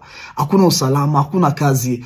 Wakenya wanauzwa Warabuni kama wanyama. And you expect people to be silent and sing your praises and clap for you. In that case, ladies and gentlemen, my fellow Kenyans and my fellow Gen Zs, we will not and we will never stop injecting. We will never stop fighting for good governance, good leadership, and a good and better future for this country. And can your politician that you voted for, can they do this? Take a look at this video. My people, just look at how beautiful this place is. And this is Ruiru. This is not Europe. Look at how amazing this is. Angalia miti. Trees are planted in a straight line. Aha. Walkway. Ndio hiyo, pedestrians walk here. Very nice. Kuja hapa. Drainage. Very, very nice. Songa pale. Look at the road. Very well marked. Center line yellow. White. It's nice, man. Like, when you come here to walk, you feel good. You feel like, yeah, this is the life I should be living, you know? There's no hustle, there's no worry. You're not worried about mtu atakupiga ngeta, ama sijui mtu atakugonga, ama no, you just walk. Listen to your music, you know? Enjoy life, man. And this is what everyone in Kenya should live, you know? Mwenye alitengeneza hii barabara anafaa kupigiwa kayamba. This is what we want in this country. Proper maintenance is done, I think, weekly or after 3 days, I'm not sure. So please, let us create a good life in Kenya. So we don't have to go to Europe to see organized things. Because at the end of the day, we all deserve. Let me take you guys all the way to Uganda, where a mysterious illness, locally known as dinga dinga in Uganda, has affected young women and girls, leaving them shaking and dancing uncontrollably. But this illness can also be treated using antibiotics. Just take a look at how these young women and girls were affected.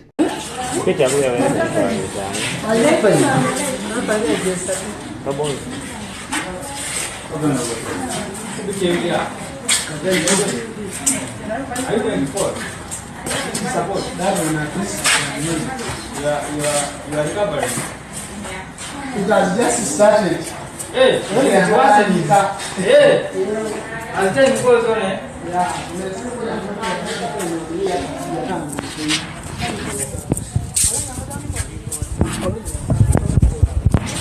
But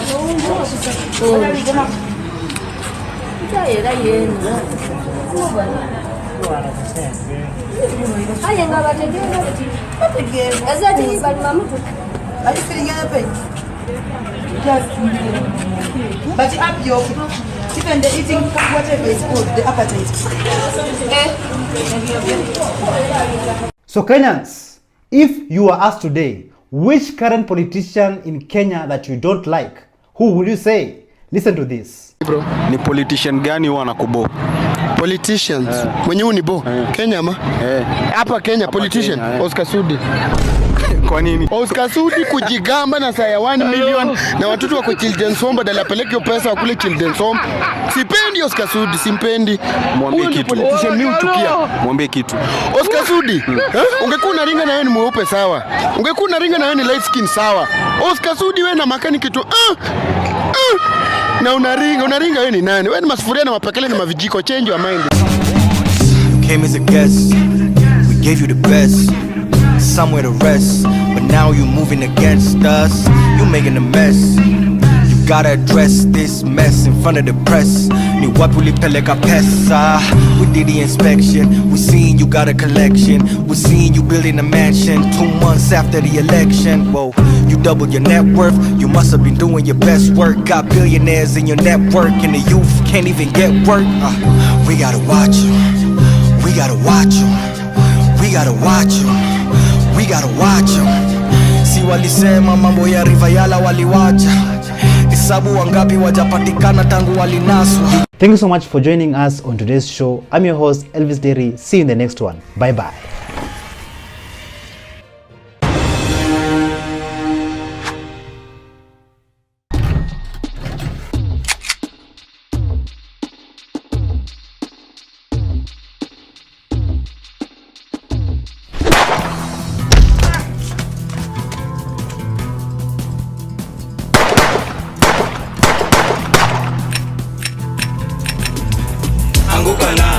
Parliament, we are coming. We are coming for you. We are coming for you.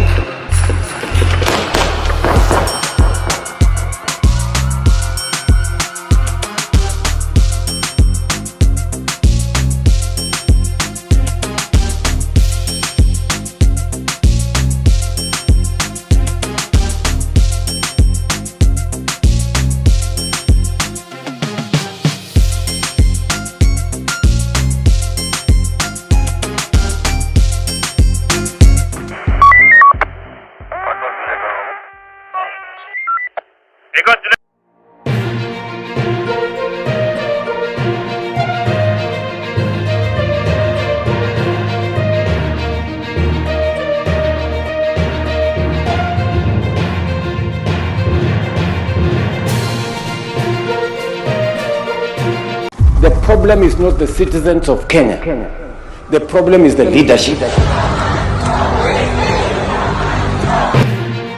From Raila Odinga losing African Union chairmanship seat, Excellency Mashujaa from Djibouti, 33. to Deputy President Kithure Kindiki chased away. Did Raila Odinga betray the Gen Zs? Well, do you feel betrayed? Yeah, absolutely. We were not on the streets for ODM to get positions. We were on the streets to get good governance in this country. Member of Parliament Peter Salasa celebrates Raila's downfall. Ali ndio mwenye kiti mpya wa ANC. Gani? Sasa ona.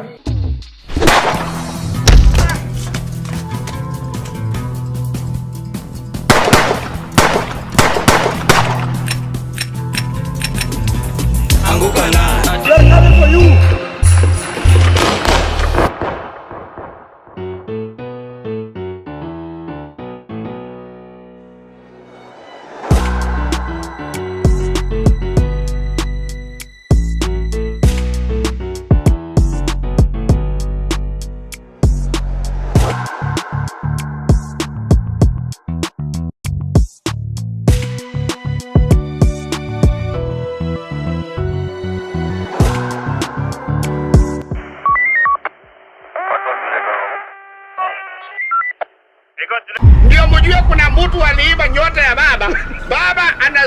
mpaka kwa city inaitanishwa na yeye. Hadis ya baba. Allah, how are you? Welcome back to ShowNewTrend. I'm host of today and my name is Elvis Derry.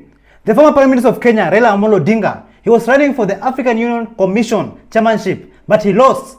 And Djibouti's Mohamed Ali Yusuf was declared the winner. Take a look. Excellency Mahmoud Ali Yusuf from Djibouti, 33.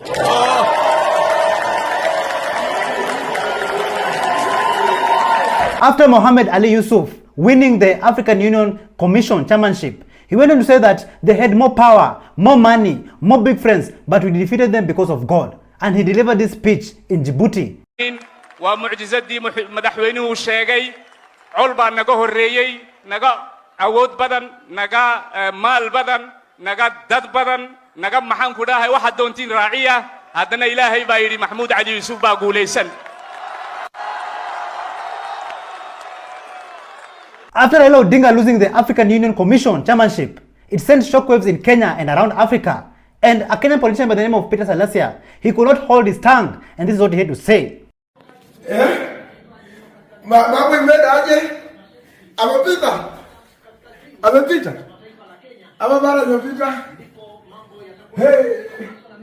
Mohamed Yusuf Ali ndio mwenye kiti mpya wa AUC. Gai. Sasa ona hii maneno hii. Unajua tamaa ni kitu mbaya sana.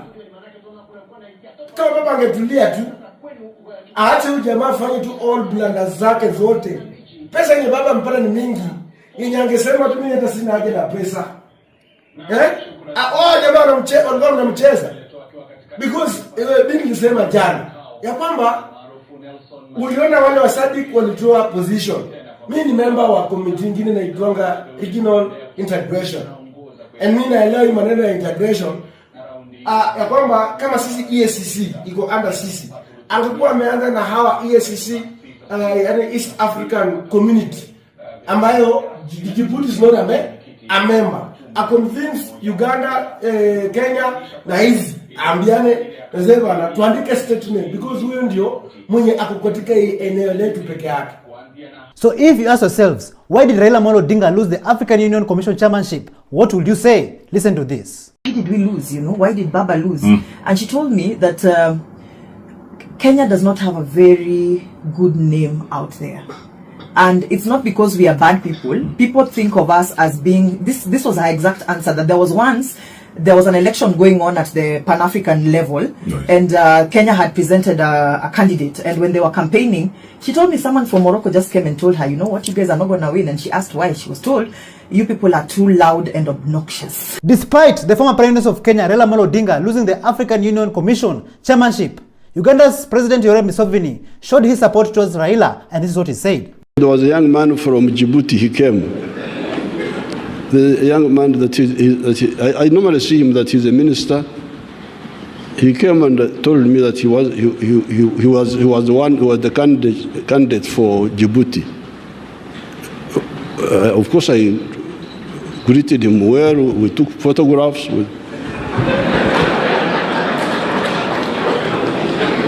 We had a cup of tea. But I told him, I said, no. I actually told him that I was coming here to support Right Honorable Raila because he's a candidate who is fit for this job.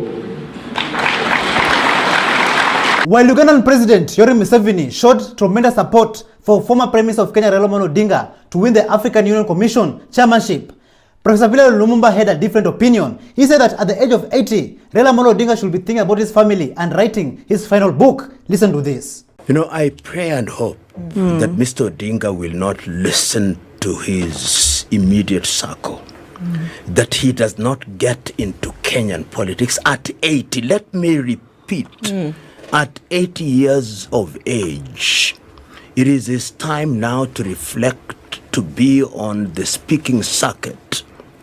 If he has a foundation, it is his time now to do what the late Sam Nujoma did, went to the farm, and what Mandela did, went to the farm and said, don't call me unless I call you.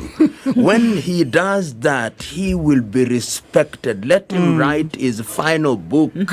If he did that, but if he is persuaded by his political hangers-on, who will tell him we are going to be orphans and who want to use his name to come to parliament, to go to Senate or to be governors, he will be embarrassed. He will be embarrassed. Of course, his base constituency will always be with him. All right. But his value in the political mortgage market is thoroughly compromised. Of course, the president, given the nature of our ethnic politics, will want to tangle with him.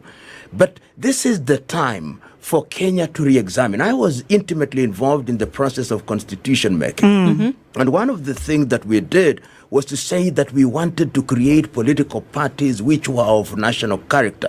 Unfortunately, that has failed. We all know that Raila Amolo Odinga has been in the political game for quite some time, like he has been there since forever. One of his diehard supporters, she came around and expressed disgust in his politics, advising him to exit the stage and leave it for the younger people, the younger politicians, the Gen Zs. Listen to this. Baba, I'm so mad with you. How could you do that to us? How on earth? When our children are almost getting a breakthrough, unakuja na we. Who are we? What people have been talking about you, I've been your supporter for the last over 20 years. People have come with so many stories about you, the way you are a con man. We tetea you, we say no, Baba is good and he's trying to bring us out of this shit that the other people are. Baba, I am so mad.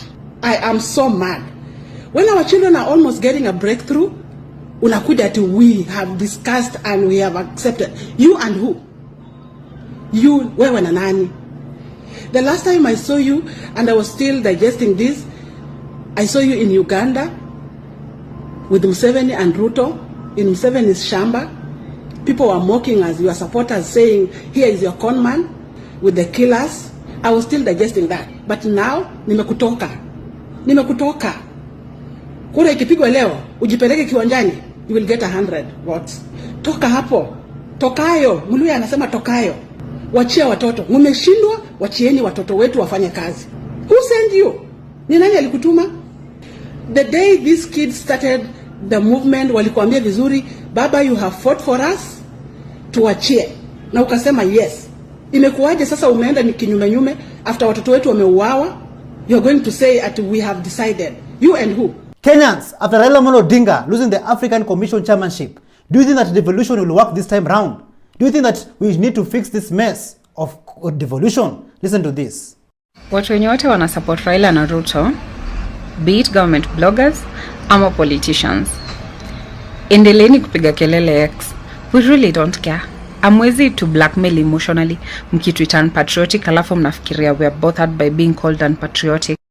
If we're being honest with ourselves, the only thing Baba has done for this country other than kupiga kelele after every election is devolution. And devolution as we know it has turned out to be the biggest scam this country has ever seen. So yeah, keep calling us unpatriotic, keep saying that we are giving this country a bad rep. Endeleeni kusema tunaibisha hii country, but mjue nyinyi ndo mlianza kuibisha hii country before we did. Sisi tulichukulia tu mahali wazimu yenu iliishia ndo yetu ilianzia. And yeah, before I forget, Baba alipoteza AUC set. And a lot of Kenyans, myself included, are very happy about it. Now the next government that is coming into office, you people need to fix this mess called devolution. Instead of moving forward, ile pesa inaibiwa kwa hii government right now as we speak is just despicable. Tungebaki tu na provinces, hii country ingepemenda mbali sana. We all have seen President William Ruto supporting Raila Amolo Odinga to win the African Union Commission chairmanship. But Kenyans, do you know who was Raila's chief campaigner? Listen to what Honorable Willis Evans Otieno had to say. Who decampaigned Raila Odinga first to all the African heads of states? When Raila was the AU special envoy on infrastructure, one of the first things William Ruto did was to write to the AU to demand that Raila Odinga be removed as the special envoy of the AU on infrastructure. And the AU removed him. Raila actually had to stand down as the special envoy of the AU. Now, you wrote to the same body to the same presidents, telling them this man is destabilizing my country. Then now you go back to them and ask them, can you please make this man the chairman of the same commission? I mean, it's ridiculous. A few months ago, Raila Amolo Odinga was advised to separate himself from President William Ruto. Apostle Michael Band sent a strong message to Raila Amolo Odinga, but it seems like his advice of separation fell into deaf ears. Listen to this. Odinga, this is the second time the voice of God. Separate yourself from William Samoei Ruto. You have up to June this year. 6 months exactly from now. Separate yourself from William Ruto. If you don't, what will happen after that? Don't blame anyone. Don't say you are not. We all remember during the Gen Z protests, Raila Amolo Odinga betrayed the Kenyan people. He betrayed the Gen Zs, going for a handshake with the Kenya Kwanza regime. That was the highest amount of betrayal. And he betrayed the Gen Zs. The Gen Zs have been seeing Raila Amolo Odinga for years, fighting. But he went on and turned his back on the people. Just take a look at how Wanjiru injecting on live TV. Let Wanjiru speak. Yeah, I don't think we need to be talking about Raila. But let me say something about that. No. I will say something about that. Wanjiru, you will be disciplined on this show. So that I am very disciplined. Okay. It is you bringing Raila into this conversation. So let me say this about Raila. He betrayed us. Okay, hold on. Wanjiru, do you feel betrayed? Yeah, absolutely. We were not on the streets for ODM to get positions. We were on the streets to get good governance in this country. And had Raila joined us, we would be having a very difficult, a very different conversation right now.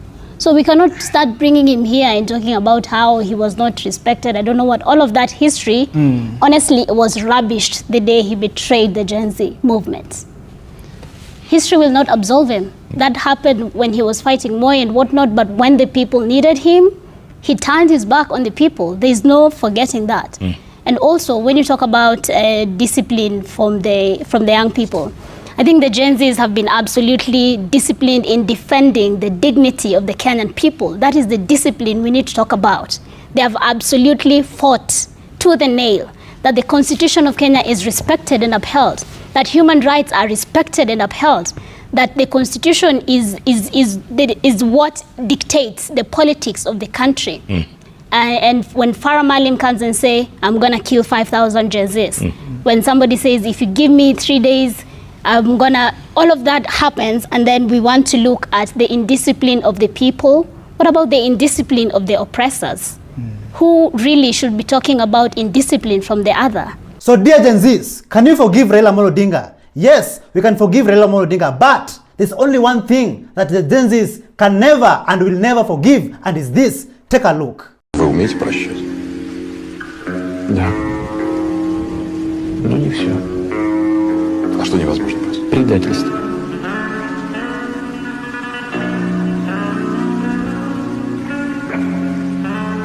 Despite Raila Amolo Odinga turning his back on the people, betraying the Gen Zs, politician Millie Odhiambo had a different view and a different opinion. And this is what he said about those people who are criticizing Raila Amolo Odinga. Listen to this. I've seen a narrative that people are trying to sell, that Raila always loses. Honorable Raila was a member of Langata for many years. Madam Speaker, he even resigned his position and went for by-election and won. And he has served as Prime Minister. And the one who is saying Raila would never will never win anything, has never even won a village elder position, and will never win a village elder position. So really, be factual and wish your fellow Kenyan well is when God will bless you. One of Bunge la Mwananchi brilliant political analysts by the name of Joachim Simiu, he came on and gave his honest opinion after Raila Amolo Odinga losing the African Union Commission chairmanship, and this is what he had to say. Listen to this. Wakati uko na kijana kwa boma, muda imefika ya kuoa na mnaona haoi. Mnamtafutia msichana, mnampatia, anafukuza, anasema huyo hajui kutandika kitanda. Mnatafuta mwingine, mnampea, anafukuza, anasema huyo hajui kuoga. Nyinyi mnadhani shida ni wasichana. Kumbe shida ni yeye hataki kuoa. Sasa hii kijana yenu mnataka aoe, hataki majukumu ya kupigiwa simu, sijui chumvi hakuna, sijui maziwa. Kuna benefits anapata akiwa bachelor. Akienda mahali tu akunywe chai na matumbo, yeye ako sawa. anatembea na familia yake yote kwa magoti. Nyinyi mumekazana atienda uoe. Nani aliwaambia anataka kuoa? The reason why I'm saying this, 2022 elections, I'm still on AU. I'm just bringing case studies. Raila Odinga went and voted in Kibra. Akaenda akapata an approximate number of 3,000 voters at that polling station. A person who really wants to be president would actually persuade them to vote. But Raila went ahead and voted alone. Voted. Then akageuka akasema vijana ria. Vijana hai. Akapanda juu ya gari, watu wote wakamfuata. Akaenda akawaacha mbali sana na polling station. Na hakuwahi panda juu ya gari akamwambia rudini mpige kura. Hakusema. Akaenda na kura 1000 ngapi? 3. Deputy President Kithure Kindiki organized a meeting and invited leaders from the Meru community only for him to be chased away. Like it's quite clear that this Kenya Kwanza regime, the Kenya Kwanza government, will not see or even reach 2027 peacefully. Just take a look at how the people injected. Ruto must go.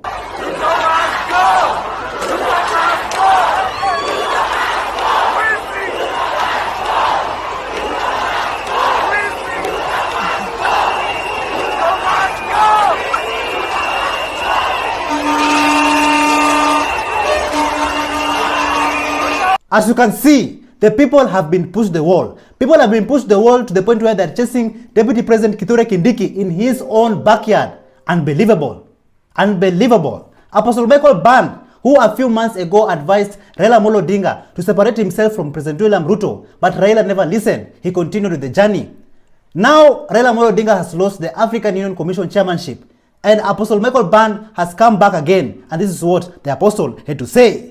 I told Raila, don't go. He decided to do what? Now see, an old man of 84 years, you are being carried by an agent of the devil. Anyway, Raila did not fail. It is Ruto who failed. I said before, I said since, Raila, forget this thing. He did not listen. Now, see what has happened. What a shame. What a shame. These people will learn to listen to their elders. If they will not listen to their elders, they have not seen shame. They have not seen it. Shame is coming. He said he has 1 bullet left. 1 bullet. It is him who said he has 1 bullet. Now it is me who is saying he has 1 bullet. 1 bullet like this left for him, left for Raila to use. What can happen, not what will happen, if he decides to be wise, is a repeat of 202, the Kibaki Tosha moment. And so my advice to Raila is that he need to change his inner circle, those who are advising him, and let him begin with Ida Odinga. Ida Odinga is the worst advisor Raila has. Raila is very strong outside, but at home, Number 2, he needs to get rid of useless people like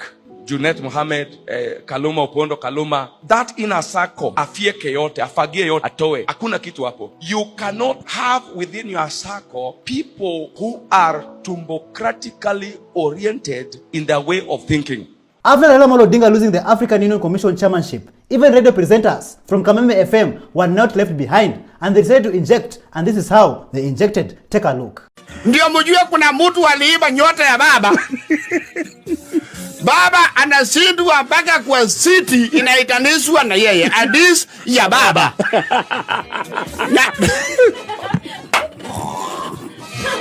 Hadis ni ya baba. Alafu mnapea sijui Jubuti. Hao ni nani? Hao ni nani? Bimu semu weupe mole. Jibuti iko wapi? Jibuti imepakana na nchi gani? Jibuti. Hiyo ni kama vile mumerudia vile Raila alishindwa na kura ya Tharaka-Nithi. Hatujasahau. We don't forget. Hatujasahau Tharaka-Nithi. Sasa mkatuletea Jibuti. Fadhali ingekuwa Nigeria, nchi kubwa. Na baba alikuwa ameongoza mara ya kwanza. Baba aliongoza mara ya kwanza. Ya pili wakasokomana. Ya tatu wakaengage gear 4. Ya nne tukaenda overdrive. Ya tano tukasema sasa ndio hii. Ya sita kaboom. Hiyo ni nini? Na unajua Shida ni munasindiwa mahali ambayo tukipiga hesabu ya kuenda maandamano atona kitu. Many Raila supporters out there were never happy when Djibouti's Mohamed Ali Yusuf was declared the winner of the African Union Commission chairmanship. And this is how many of Raila's supporters reacted. Take a look.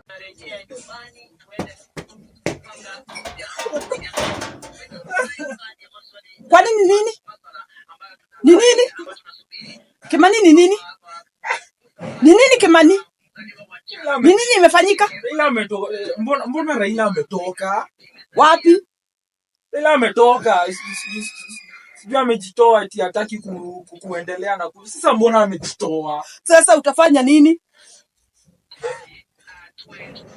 Utafanya nini sasa? Ndio unalia? Mimi hata nilikuwa nafikiria ni mtu amekupiga. Basi akuje Kenya, mimi nampatia kura basi. Akuje Kenya basi nimpatie kura. Sawa, hata ukamgojea kwake. Watu ya boda boda hawa. Hakuna system ina work.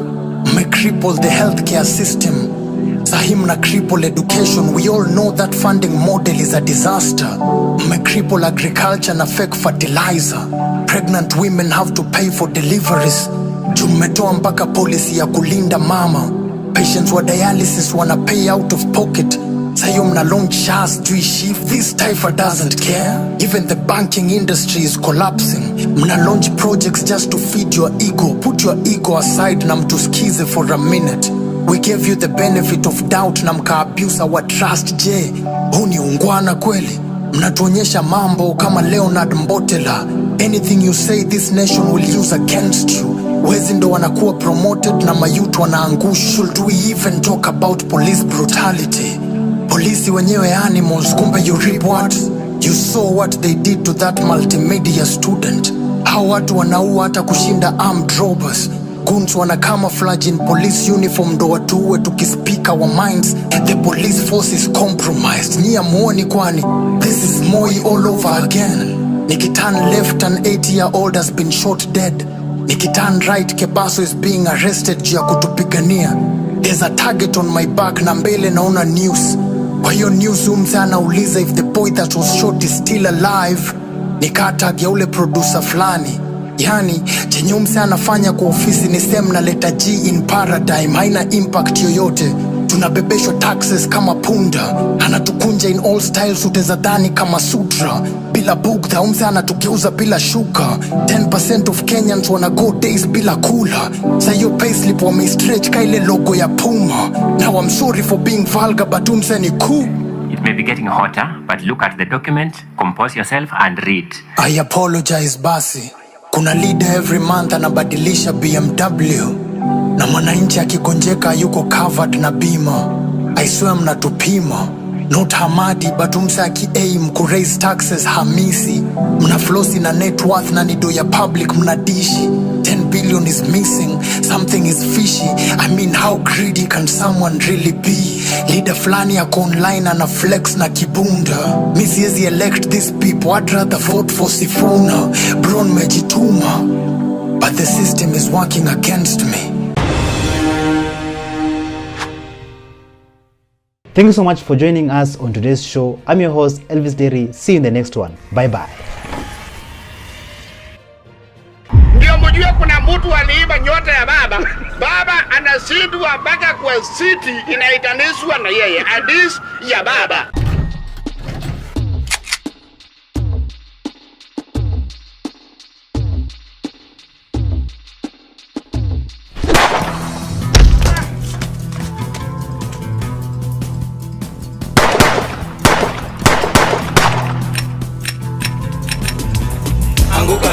They're coming for you.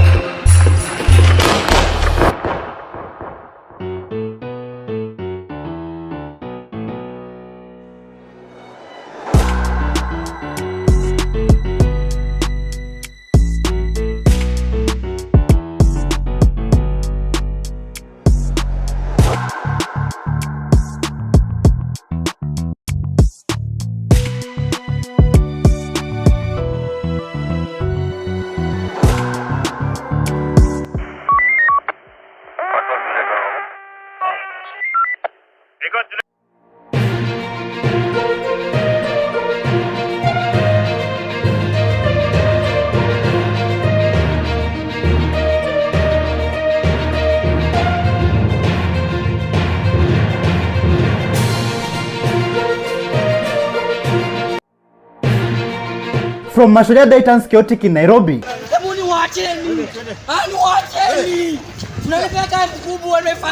To Eric Omondi disguised himself from arrest.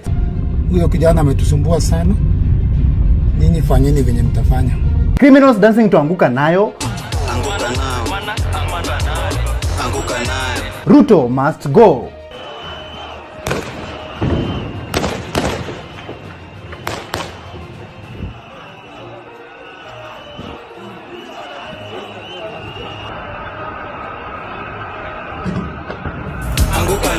We are coming for you.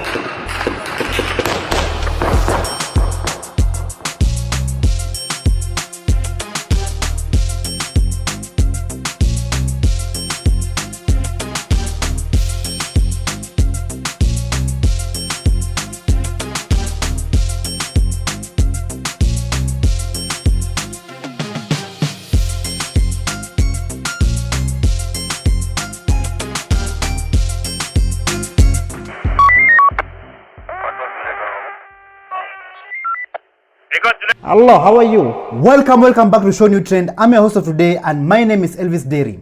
October Sunday 28th, 2024, Mashujaa Day in Kenya.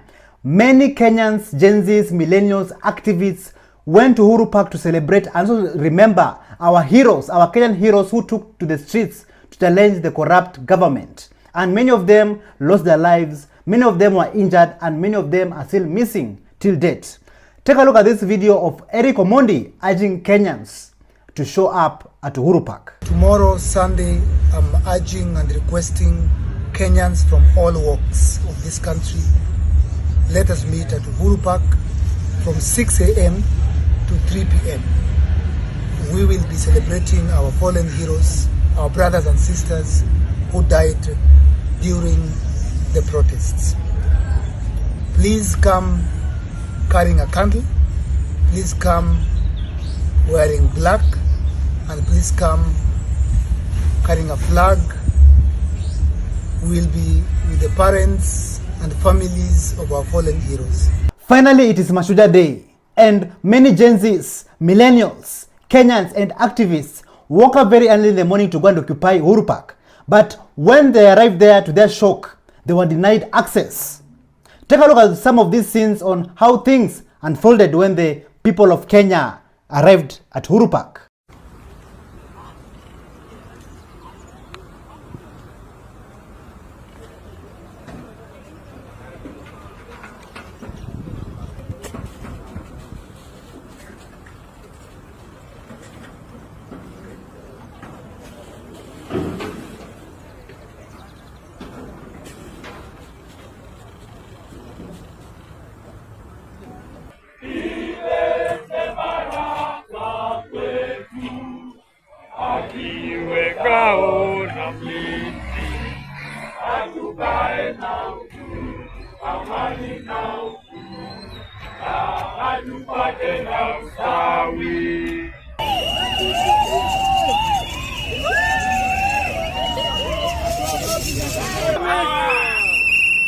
Kenya ni home. Kenya ni kwetu.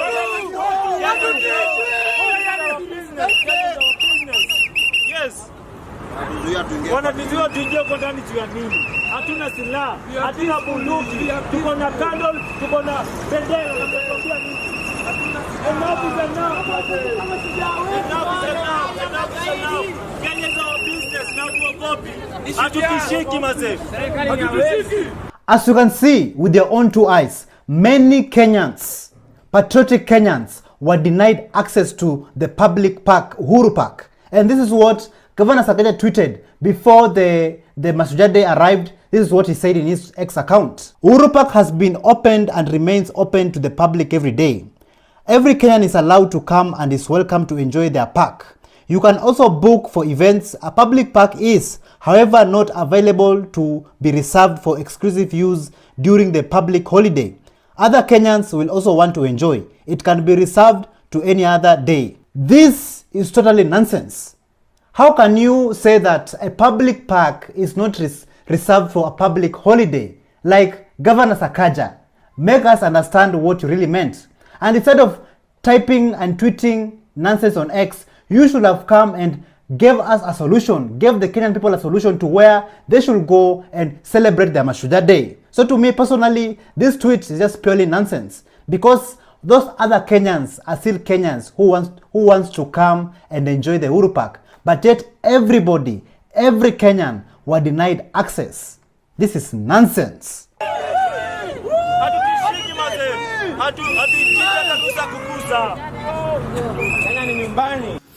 Ruto must go.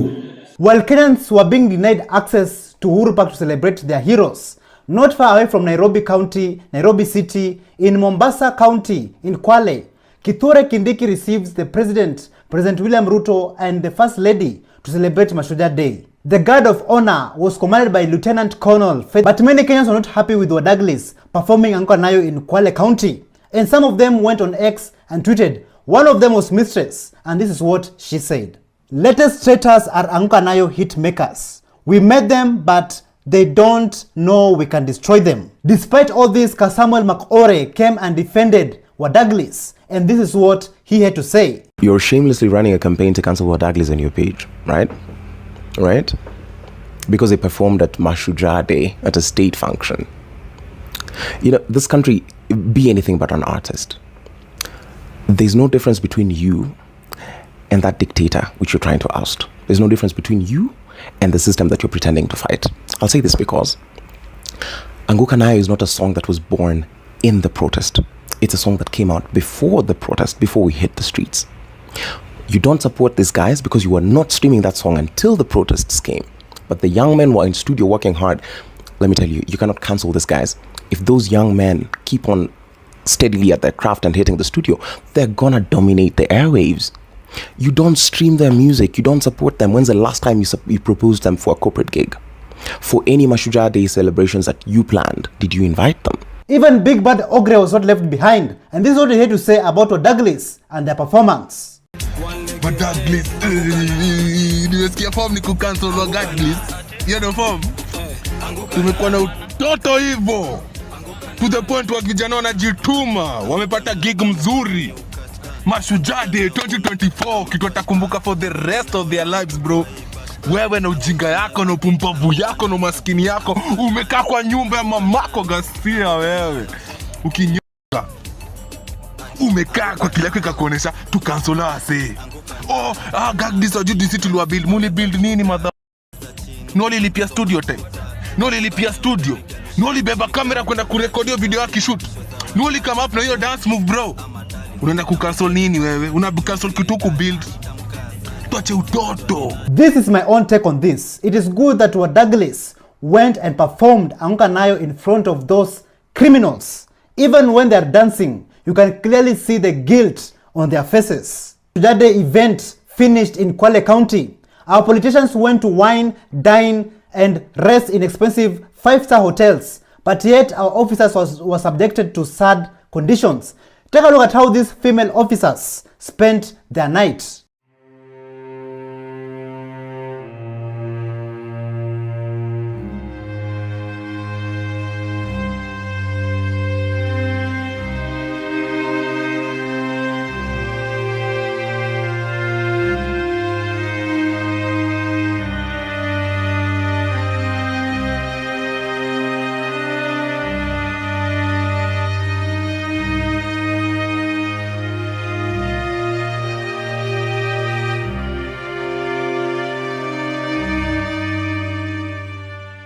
So as you can see, Kenyans, this is how our female officers spent their night after the event.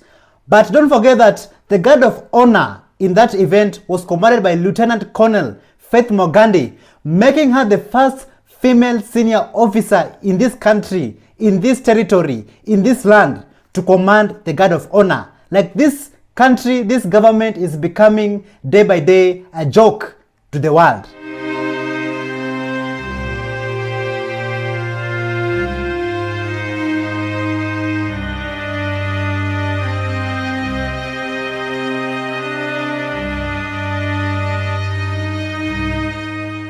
Despite Mashujaa Day being celebrated in Kwale County, did you know that the Kaya elders boycotted Mashujaa Day celebrations in Kwale?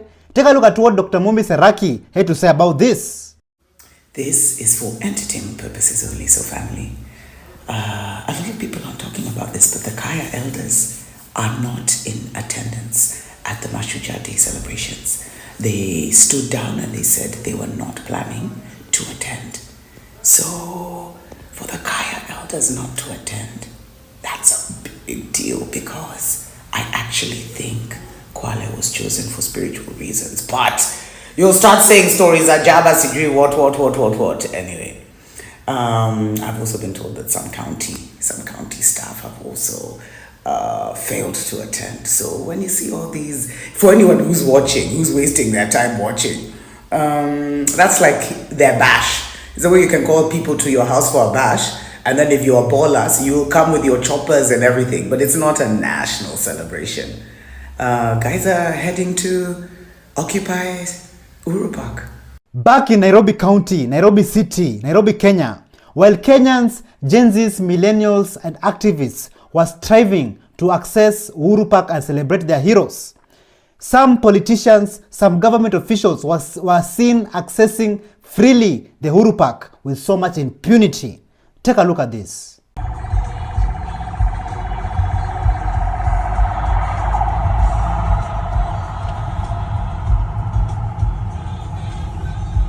While the MPs were entering inside Uhuru Park freely, outside Uhuru Park, Julius Kamau was injecting and talking to the young people, the young Gen Zs, on why this government is not on our side and why we need good governance in this country. This lesson with this country is that we have refused to address the root cause of our evils, the root cause of our problems. Police killings, have said so many times in this country, is a colonial vestige. And we must address the root cause of this problem. It happens because we have refused to address the root cause of our problems. While Julius Kamau was addressing the nation, he was violently arrested, and this is how things went down. I'm ready to die for freedom. Freedom is a sacred right. Yes, freedom. Freedom is a sacred right. And you must fight for freedom. You must unite. Kenyans unite. Poor people from here unite. I'm not They're just arresting everyone. And that's not all. Even Geoffrey Mosiria, Environment Chief Officer of Nairobi City, was also arrested when he went to tell the people that you cannot access this place. You cannot access Uhuru Park during public holidays. But little did he know that he will also be arrested. Take a look. Events are not held there because families come there to enjoy. Sasawa. Sasawa? Chief Officer, please. Okay. Here it now. Check it.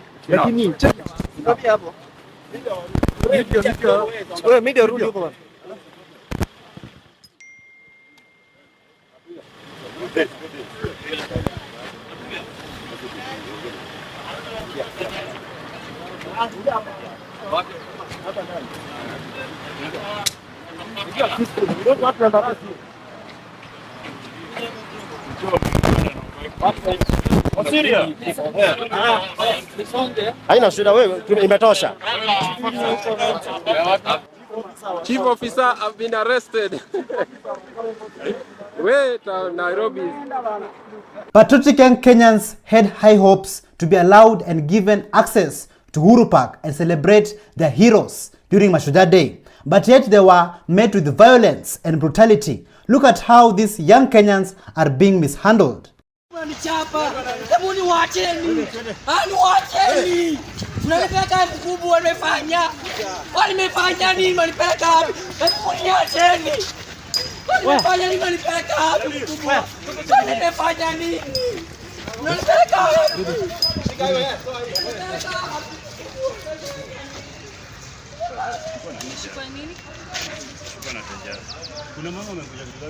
In Juja, the people decided to inject. The deputy county commissioner tried to read Ruto's message to the crowd, but yet the people there didn't want to hear any of it.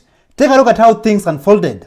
Speech by His Excellency Honorable William Samoei Ruto, PhD, CDH, President of the Republic of Kenya and Commander-in-Chief of the Defense Forces during the First, Mashujaa celebration acts intended 2024 Decay Stadium, Kwale County. We, the people of Kenya, are proud defenders of our freedom.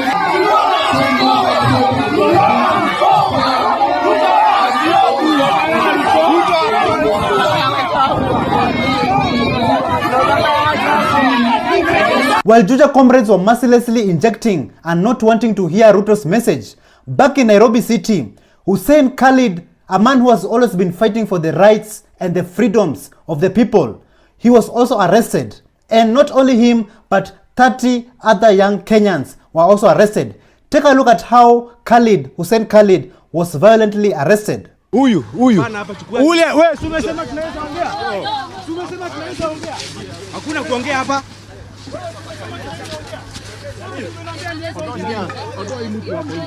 Makosa gani nimefanya? Why are you arresting me? Why are you arresting me? For what mistake? Addressing the media. Is that an offense? Why are you arresting me? Wewe mkubwa. Why are you arresting me for addressing the media? This is why we need to change this country. Lazima tutabadilisha hii nchi. Things got so violent to the point that even Hesbon Bahati, an award-winning poet, was also shot with a rubber bullet, and he got a fracture, and that fracture, it requires surgery. This is crazy. During Mashujaa Day, when Kenyans were still striving and fighting to access Uhuru Park and celebrate, many people are complaining that Eric Omondi never showed up, but he showed up and he had to disguise himself because he got some information that some people are planning to assassinate him. Listen to this. So a certain Gen Z policeman called me today at 6:30 in the morning, and they told me they've been given orders to deal with me once and for all. His exact words were, huyo kijana ametusumbua sana, nyinyi fanyeni venye mtafanya. So I'm here at Uhuru Park because I have to show up. Ndio hawa hapa. Polisi ndio hawa. Polisi ndio hawa. Polisi ndio hawa. Polisi ndio hawa. Gen Z ndio hawa. Gen Z ndio hawa. Ndio hawa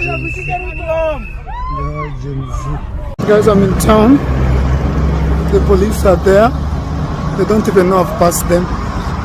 Even a fearless Gen Z, Marvin Mabonga, Kyoto Sonko, he was representing well in the streets, and he urged Kenyans, people to come out and represent and fight for the freedom of this country. Take a look. Simukujeni trao bana. Sisi tunataka kufanya tu hapa a small task to remember our fallen soldiers. Ndio tunakimbizwa, sijui kama mnaona. Kujeni trao majamaa.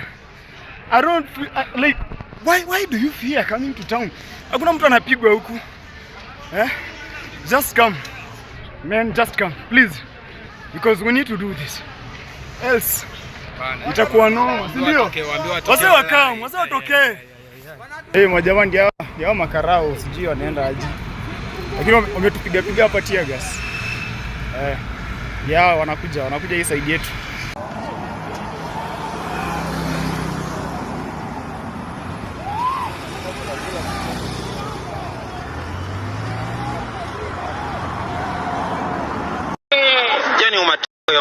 Mnatuambia hai hatuwezi ishi venye zako anataka, tutaishi venye tunataka. So guys, watu wetu wawili wamekuwa abducted. Hiyo si arrest, hiyo ni abduction. Wewe sio ngokea mtu fafu unaweka yeye kwa gari. Kwa nini zaidi? Uhuru mpaka bila uhuru. Uhuru ni ya wake.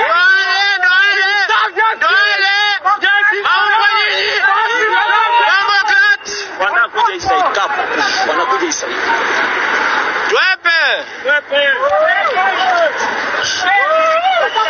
Maumbwa zenu. Maumbwa.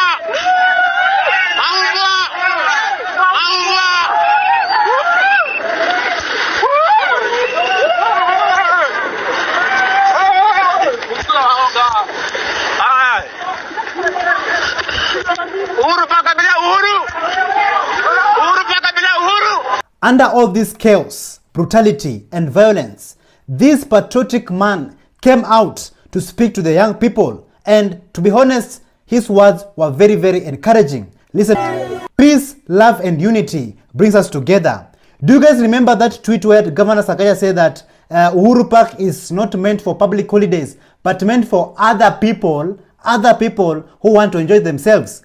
Take a look at this video of this tourist who came to Kenya to enjoy himself, but yet he was denied access to Uhuru Park. How come Kenyan police are shooting me? They shoot tear gas at me walking down the street. They tell me to go home. Why? What is the problem? I don't know what the problem is. They shoot tear gas at me, and then they told me, the police tell me to go home. I shouldn't be here. Why? Where are you going? To the park. I'm coming from my hotel.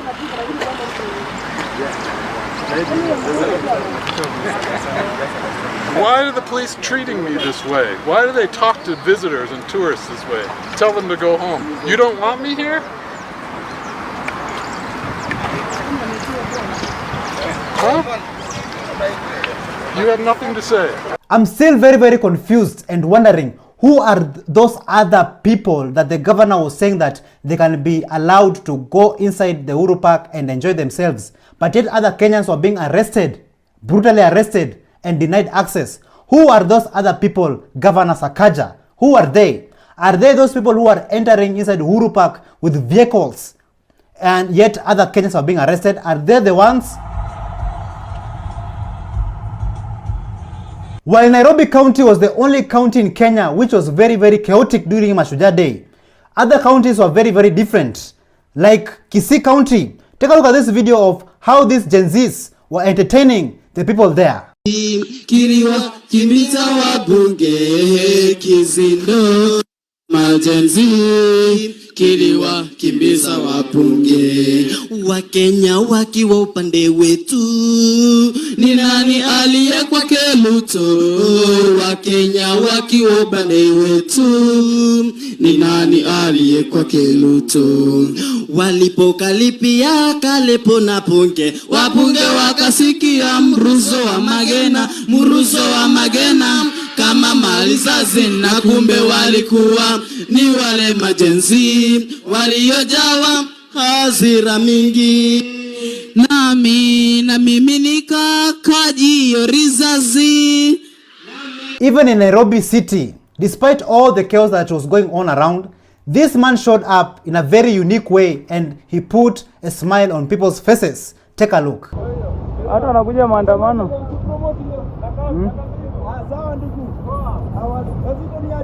Buda tuko maandamano hizi ni gani bwana? Maisha ni kujituma tu. Haya sawa. Tough and patriotic Kenyans continued to fight for their freedom, to fight for access to Uhuru Park and celebrate their heroes. Take a look at some of these scenes on how things went down.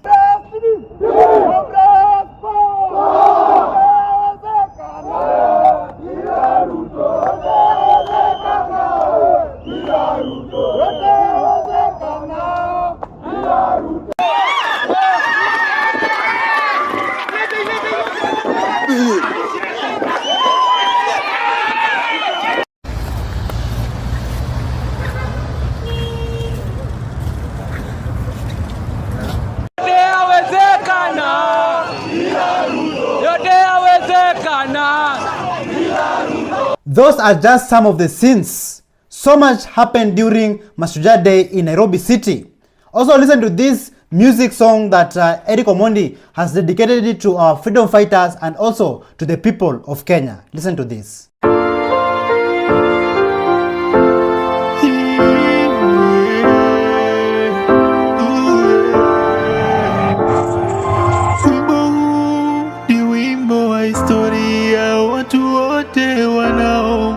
Msikize kwa makini.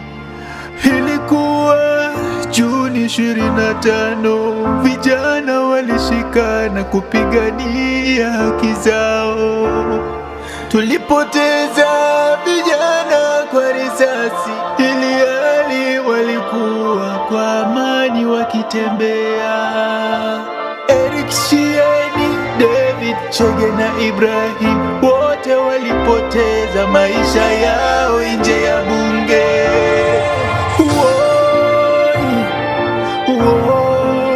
Vijana walifariki ndio sisi tukombolewe.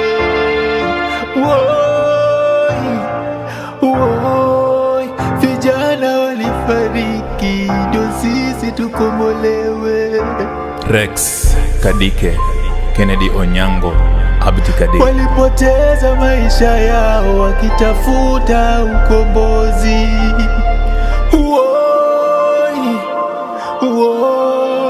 Vijana walifariki ndio sisi tukombolewe.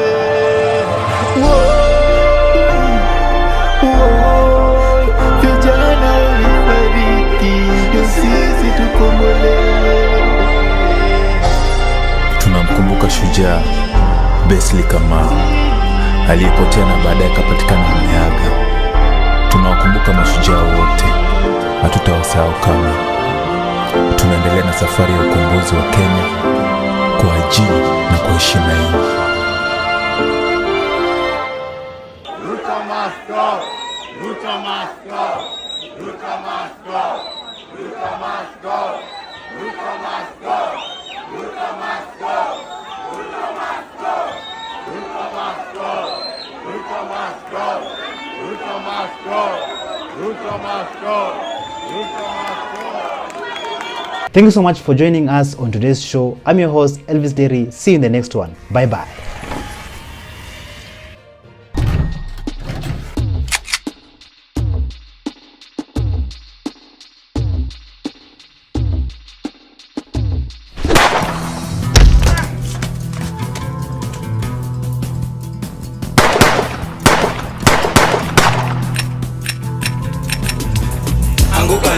They're coming for you.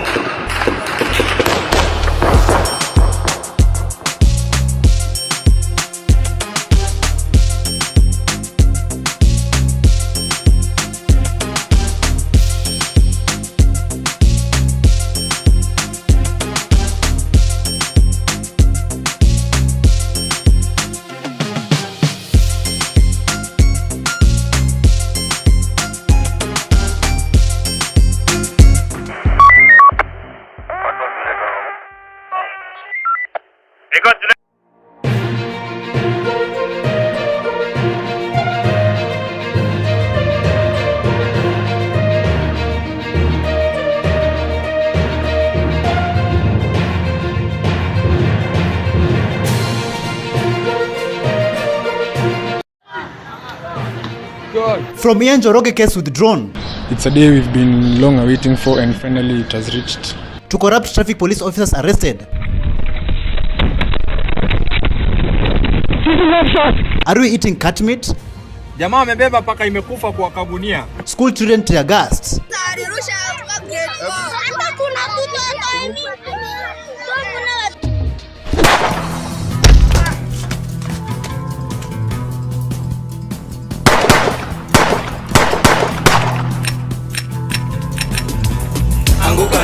They're coming for you.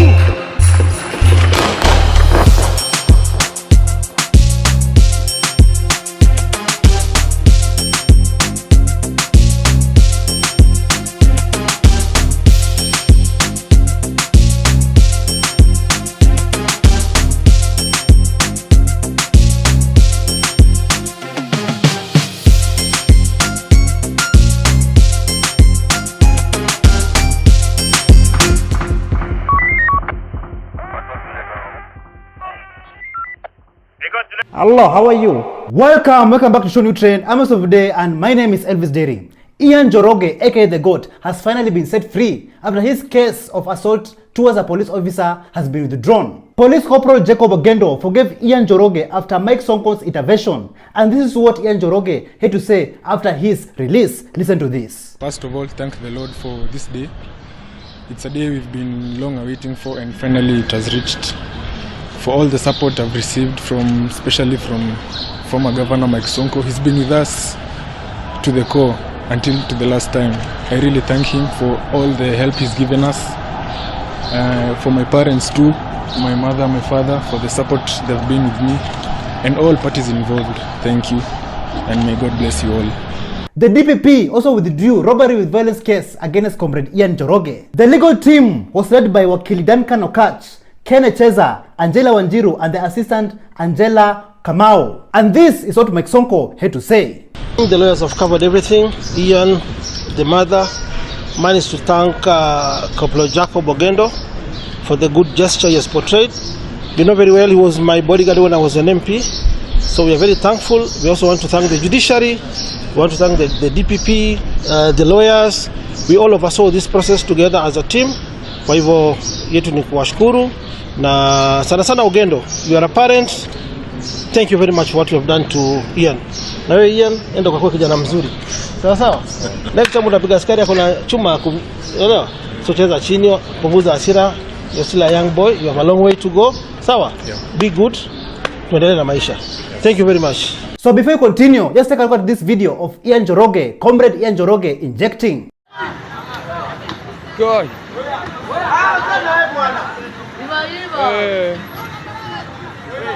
Drama ensued in Kitui County after Ikanga MCA Cyrus Kisavi was dramatically arrested by DCI detectives. Just take a look at this. Kwa nini mna black mtu wetu? Kwa nini mnafanya blackmail pachama? Wewe nyinyi akina nani? Nyinyi akina nani mnafanya blackmail? Wewe mjintroduce bwana. Wewe kubwa.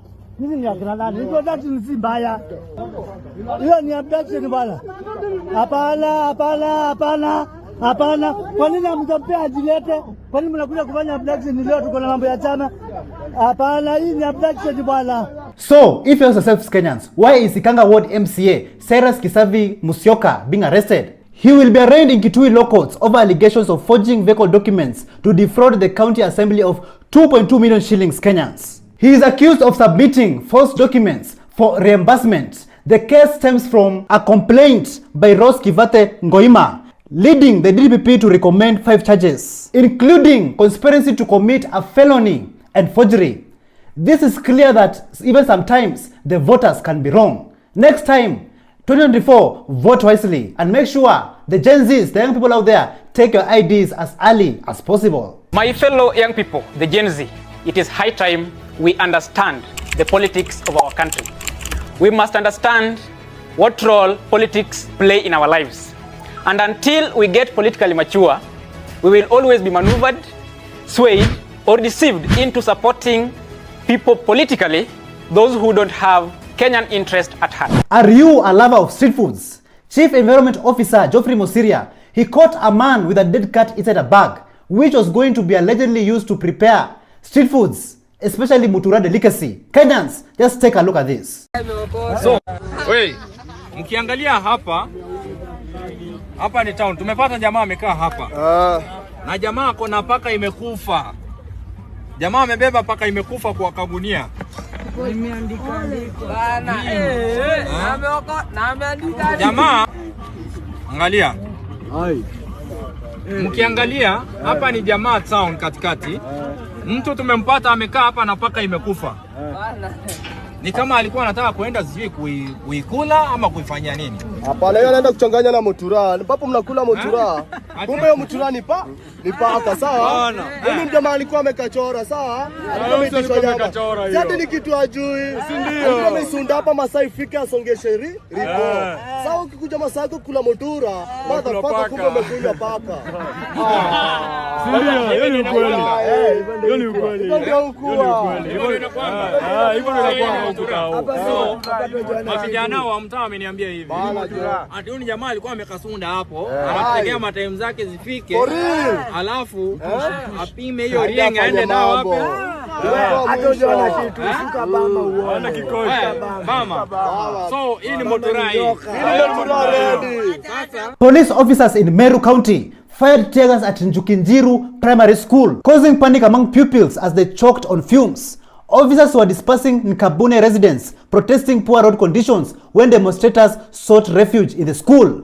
Police officers followed and threw tear gas canisters, exposing school children to harmful smoke during class. Just take a look at this.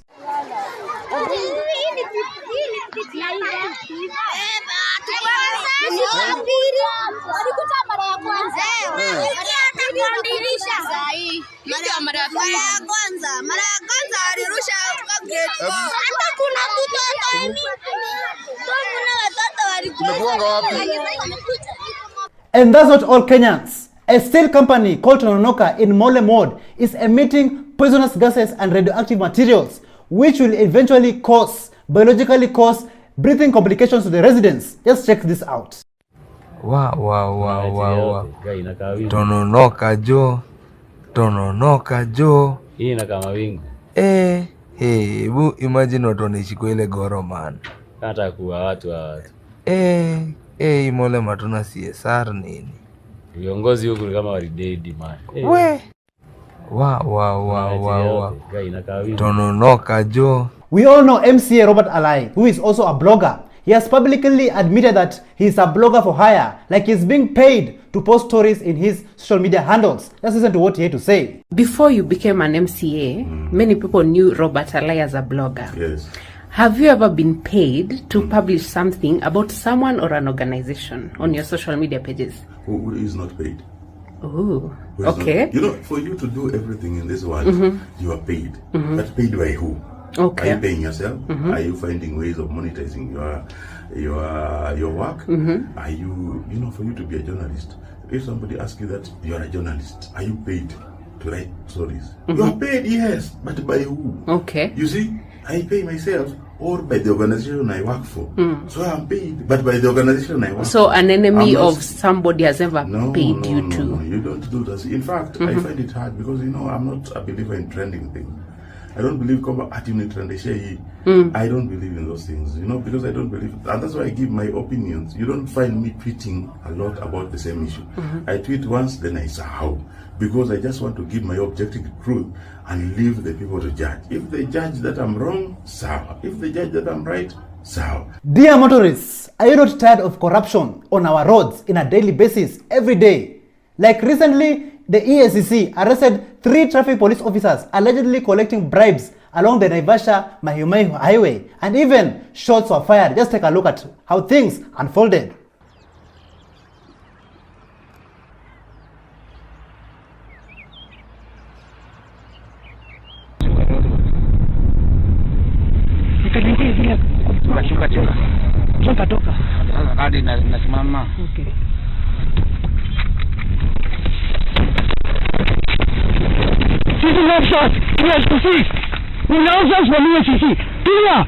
Tulia. Kita pamoja. Mara moja. Tulia. Waraka sana. Tulia. Kuja. Tulia. Unaanza kusimamia sisi. Tulia. Ngoja. Buka hii nani? Ndio kitu. Ndio kitu. Tulia huko. Just take a look at this video of how some traffic police officers are harassing motorists in a daily basis. Tendi mahali kama umenishika. Record vizuri, onekane venye amenishika. Record. Wewe unacheza. Mimi niwache. Nitafuta hii gari nani? Niwache. Au nishiki hivyo, hebu niwache. Record. Wewe uko na shida, utatii sana wewe. Haki ya Mungu utatii. Utatii vibaya sana. Hiyo ndio vitu na wakati mmoja. Sawa. Nini nilipitwa na Joge. Iko nadi Ona. Onesha gari station. Onesha vizuri. Ndio mkono hapa. Ndio mkono. Onesha. Hiyo pesa ulikuwa unatafuta hata utapata. The people of Kenya have decided to ask serious questions concerning affordable housing. Kenyans, is this a scam or not? Listen to this. So tell me, how does this make sense?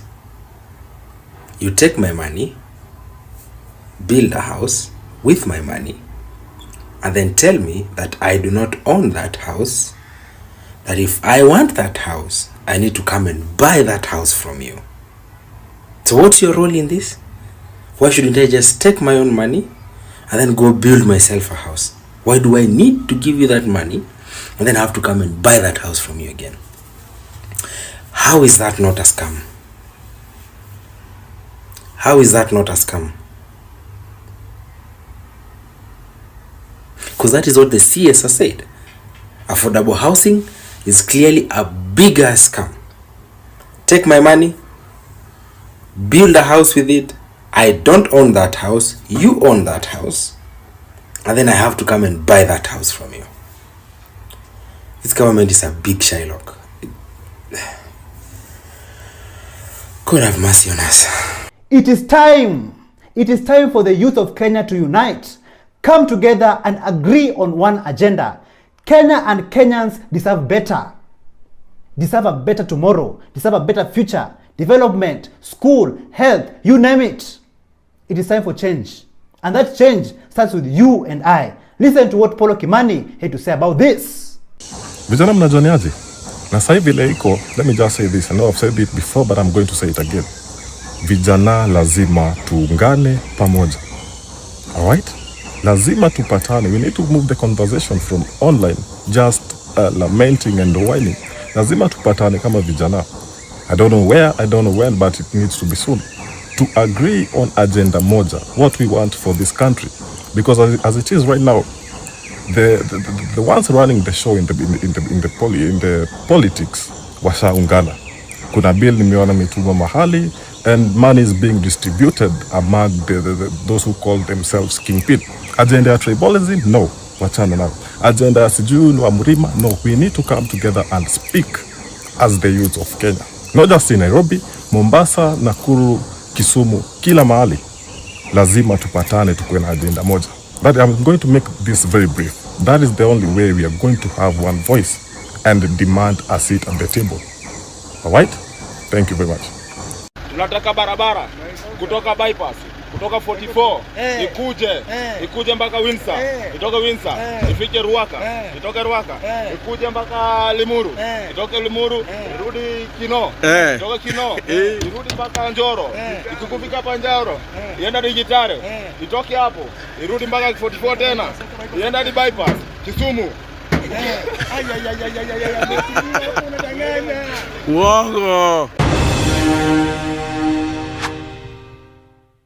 Thank you so much for joining us on today's show. I'm your host, Elvis Derry. See you in the next one. Bye-bye.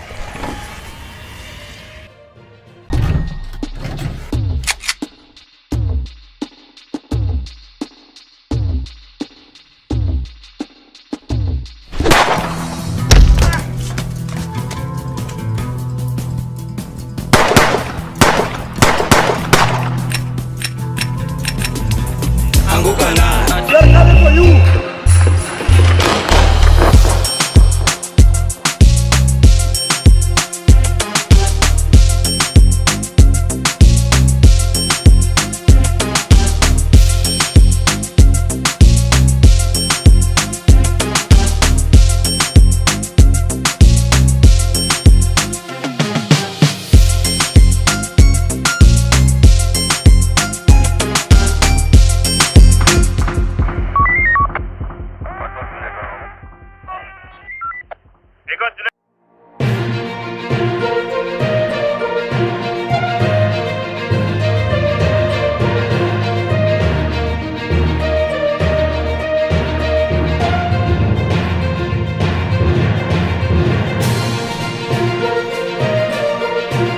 The problem is not the citizens of Kenya. The problem is the leadership. From Brian Odhiambo's family denied justice,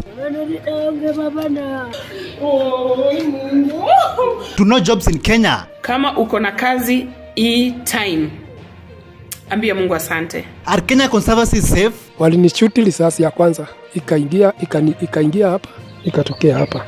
Ile ingine ndio hii. Cop Shakur with painful story. So mama alichomekewa ndani na mtoto. So mama akatupa mtoto nje, but the mother passed.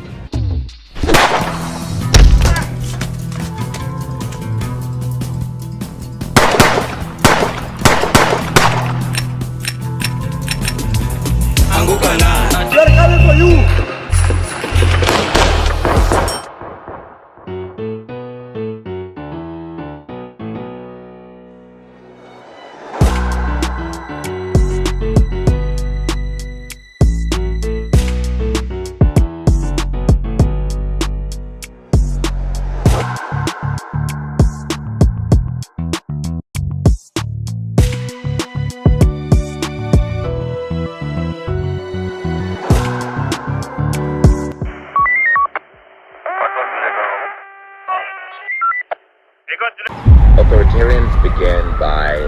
arresting and charging anybody that criticizes them. Hello, how are you? Welcome back to ShowNewTrend. I'm today and my name is Elvis Derry. Kenyans, if I asked today to describe the current regime, to describe the current government, the Kenya Kwanza government, how would you describe it? Just in 3 words. Listen to how Mumias East Member of Parliament Peter Selassie answered this question. In three words, how can you describe the KK government? KK government? Yeah. How can I describe? In 3 words. Hata siwaelewi. Siwaelewi. Ni moja. Ana hawaeleweki. Na wataki kueleweka.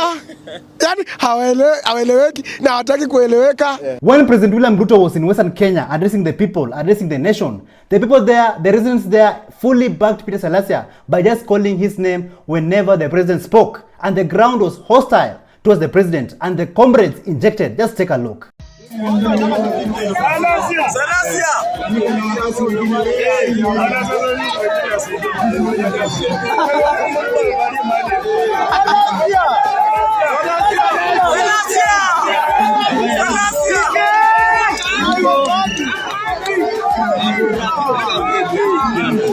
Currently, so many Kenyans and graduates are looking for jobs every day. But it seems like there's job scarcity, which has led so many people, so many graduates into depression, stress, and even worse, some of them are unaliving themselves.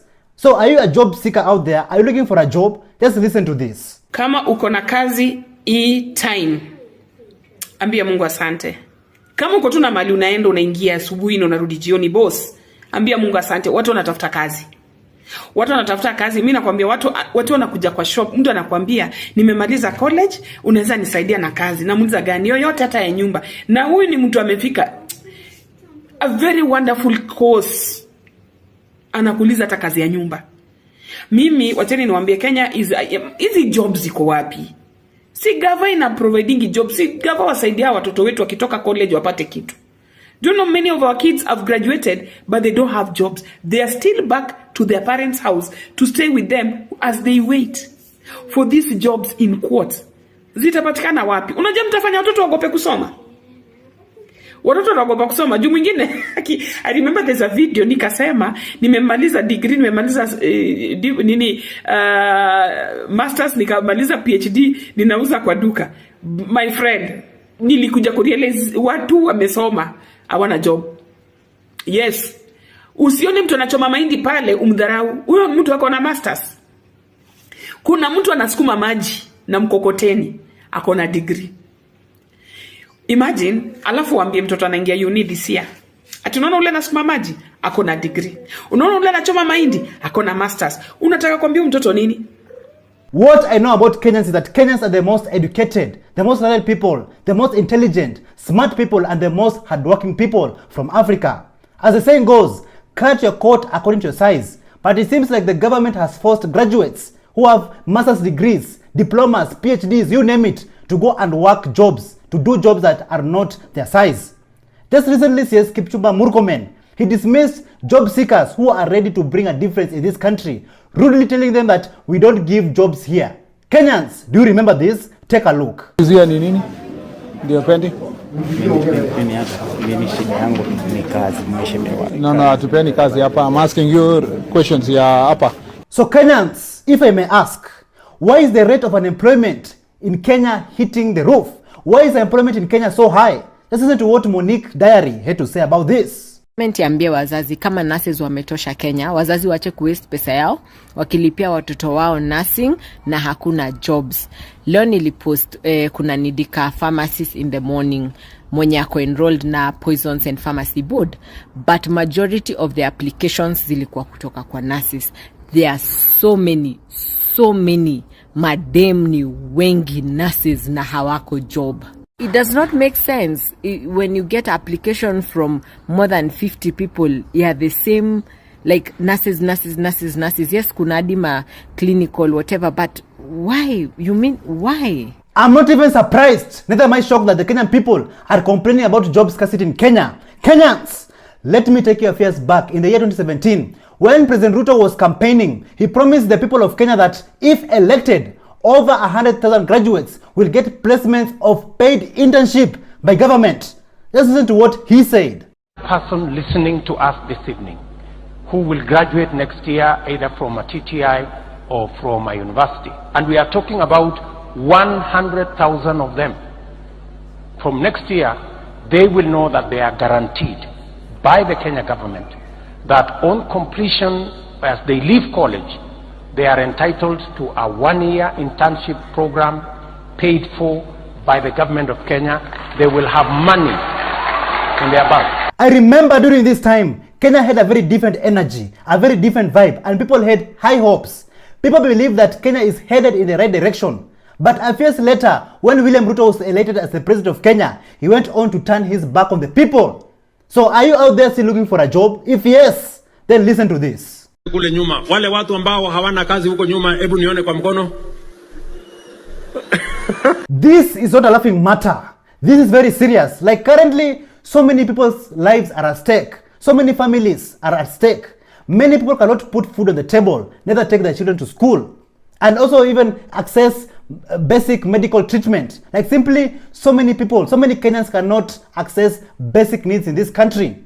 And this is very worrisome because it seems like the Kenya Kwanza government is weaponizing unemployment against the Kenyan people and the youth in this country. Like, is this the new meaning of development? Just listen to what We Don't Have a Country Here had to say about this. First things first, jambazi is highly unlikely to trigger protests. Okay? Hata mkisikia he's sneaking funny bills into parliament, jambazi would rather not steal as much as he thought he can steal, but buy himself time in State House until where his delusions are telling him atafikisha, which isn't far. But Kenyans should understand the high levels of unemployment in this country. It's easy, it's not natural, it's not just happening. It's orchestrated by the state and it's weaponized against the youth. So there are no jobs everywhere. Okay, upward social mobility in this country is almost non-existent. To be honest, after all this nonsense coming from the political class, lying to the people of Kenya every day after they have been voted into office, this is what I can say about them. Honorable member, we want to be fair to the candidates. They are not here because of the money that they have made.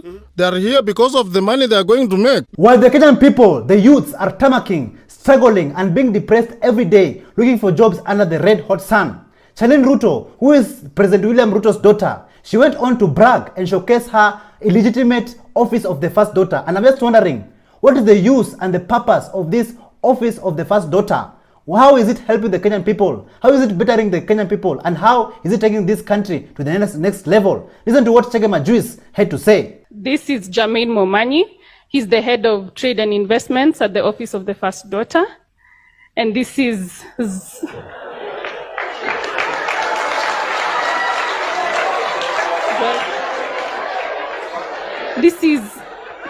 I don't get what's funny.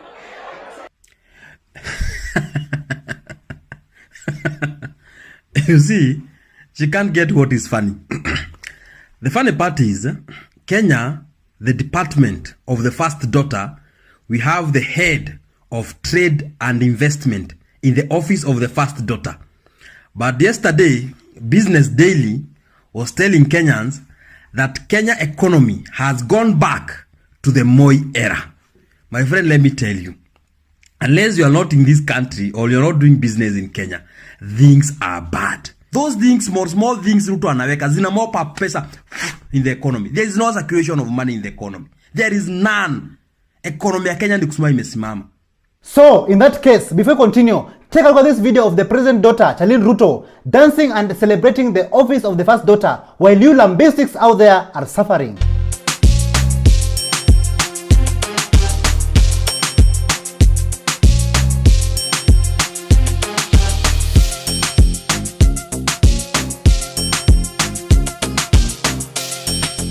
In Nakuru County, Kenya Wildlife Services injured and abducted Brian Odhiambo, who is yet to be found. Brian Odhiambo's family were in pain after the Nakuru locals ruled in favor of the Kenya Wildlife Services, stating that there is no evidence. And I'm just wondering, is this what we call justice? Take a look at some of these things, what happened after the unfair ruling outside Nakuru locals.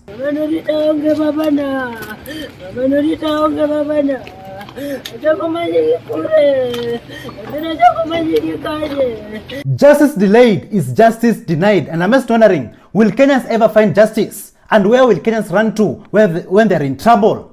Nakuru High Court Judge Julius Nangea has dismissed Brian Odhiambo's case, and the question still remains: where is Brian Odhiambo? Is he dead or alive?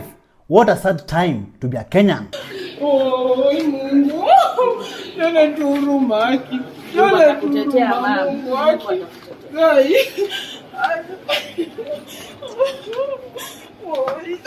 Apart from Kenya Wildlife Services injuring and abducting Comrade Brian Odhiambo, even our own forest Kenyans are under threat.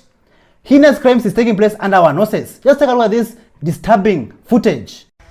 Haya wadau, this is Lily Lake hapa Karura. I'm sure you've seen these signs before, so msiseme siko. Haya, wacha nionyeshe kazi yenye inaendelea hapa hivi. Hizi ni miti zinakatwa fresh. Hizo chainsaw si moja, si mbili, ni kadhaa. Cheki tu mazee Karura vile inakaa.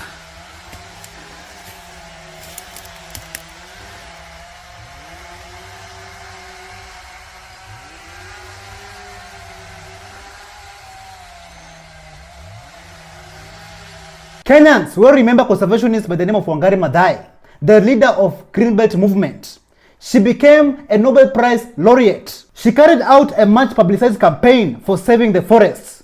Karura Forest later on became a symbol against controversial land grabbings in Kenya. But a few years later after her death, her hard work and determination to save our forests is not being respected by the rogue government. Just listen to this. Why are they logging and deforest? The deforestation that is happening in this country is unprecedented. Okay? Abadeas, Karura. I'm telling you, there's places in Mount Kenya where people are saying, giza inaingia hivi, they turn on floodlights. Logging is happening 24/7. Nini? Just because your regime is about to go doesn't mean you decimate everything in your vicinity. This can't work. And you know the thing about cutting these trees, some of these trees are indigenous. Some of them take 50-60 years to mature. Okay? Jambazi and Duale are logging trees left, right, center. Exporting all these trees. You know the thing is, trees unlike money we can recover. After Jambazi's regime is seated, we can recover money. But trees that take decades to mature, where the hell are we gonna get those trees from? Kazi ni tu doing fake tree planting exercises here and there that bear no water so that they can beg for dollars from this green army. Okay? And we're also seeing these forest fires in Isiolo. What's up with that? Is this a precursor to land grabbing? To forest fires in Isiolo? Since when? Somebody is literally setting up fires ndio waende huko waibe shamba. Jambazi tunaonea 18. The Kenyan people should stand and fight to protect our lands, our resources, and our forests. Take a look at some of these scenes of Wangari Maathai injecting a few years back. We're going to shed blood because of our land. We will. We are used to that. Our forefathers shed blood for our land. We will do so. This is my blood. And it reminds me of the blood they shed trying to protect Karura Forest.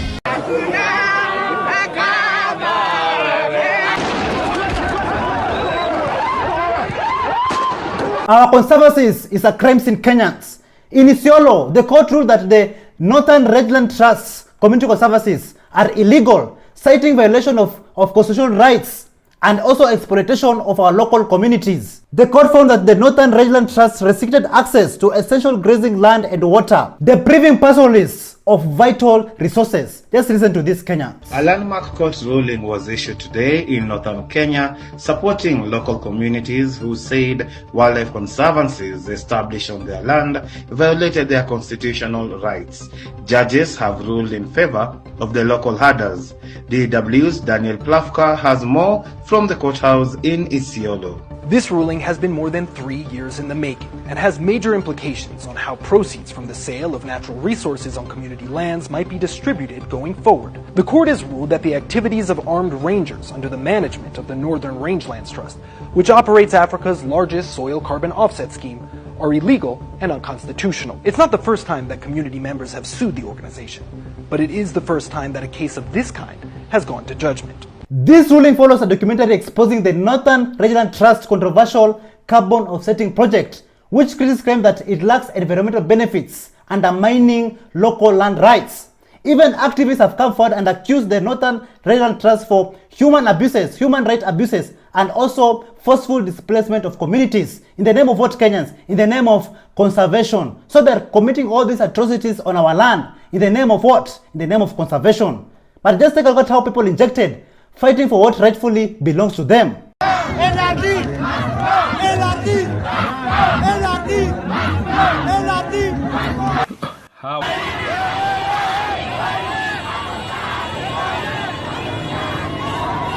Ardhi kutoka Rapsu mpaka Moliti, na sisi ni watu wa malisho, wafugaji. Ikishikwa area hii hakuna mahali ambapo tutafuga. Mali yetu tunasomesha na watoto, hospitali ndio hiyo, chakula ndio hiyo. Tukikosa malisho hakuna kusomesha watoto, hakuna hospitali. NRT na hakuna faida tunapata kutoka kwao, hakuna watoto wetu wanapata elimu kutoka kwao, na sasa wanataka kutunyang'anya ardhi yetu, waweke mpaka katikati yetu. Kwa hivyo sisi kama watu ya Kina hatutaki watu wanaitwa NRT. Despite these allegations, the Northern Rangeland Trust continues to receive funding from major international donors and selling carbon credits to corporations like Meta and Netflix. The court upheld community land ownership rights and gave the Northern Rangeland Trust 14 days to appeal. The locals have hailed the decision as a victory for their ancestral lands and also for their livelihoods. Wanapenda watu watano ambayo wanajiita wanasikizana na governor ndio wanatutisha hapa, na sisi tumejenga governor. Kama ni kujenga yeye, sisi yenyewe tumejenga, na wamedivide watu, wanatafuta vita baina ya wakaaji hapa yenyewe. Hiyo watu hata governor apate habari ya kwamba jina yake ndio inatumika. Wanasema sisi tuko na governor na hakuna mtu anaweza kataa NRT, na wanatulazimisha kwa njia hiyo.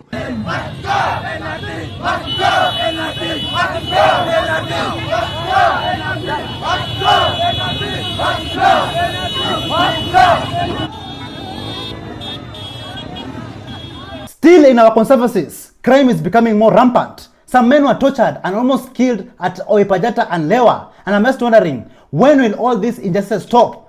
Human rights violations that are around these conservancies is becoming a daily occurrence. Just listen to this story. Wakaniuliza uko na familia? Ndio niko na familia. Na hiyo familia unaipenda? Ndio ninapenda familia yangu. Kama ile kitu tutakwambia hautakubali, leo ndio itakuwa siku yako ya mwisho. Sasa walikuwa wanataka nipiduke, ndio niwaangalishe nini mgogo. Ndio wanipia risasi ati nikitoroka nilikuwa natoroka. So nani anakuambia hii ndio siku yako ya mwisho? Ni Batian Kiring na ananiambia mbele yao. Kumulika nikapata ni KPR wa Rupejata. Na nikaona walikuwa watano. Walinishuti risasi ya kwanza, ikaingia hapa, ikatokea hapa. Ile nyingine ndio hii. Wakanishuti ya pili. Kunishuti ya pili nikaamuka, sasa wakanigonga ingine ya mguu.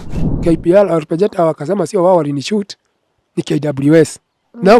Nao KWS wakauliza wao walinishuti wakiwa wapi? Wakasema wao hawakukua kwa kazi, wao ni kuitwa waliitwa. Oh, so sasa Olpejeta wanataka uwekelee KWS. Niwekelee KWS. Sema hata upewa buduki. Mnyama atokea kigafura. Upie yeye ni shida. Kwa hivyo afadhali ukufe, mnyama abaki. Hiyo ndio sheria yao. Mercenaries operating in these conservancies. Some of those people who are killing our people are not KWS soldiers or game rangers. They are told first suspect anyone as a poacher. And don't arrest, shoot. We have to bring dignity to our people. Kenya is no longer a colony. You know, our people are being treated the way they used to be treated before independence. Oipajata Conservancy has blocked Kenyans from grazing their animals, even during dry seasons. But a South African billionaire is allegedly grazing his cows in the same conservancy. Just take a look.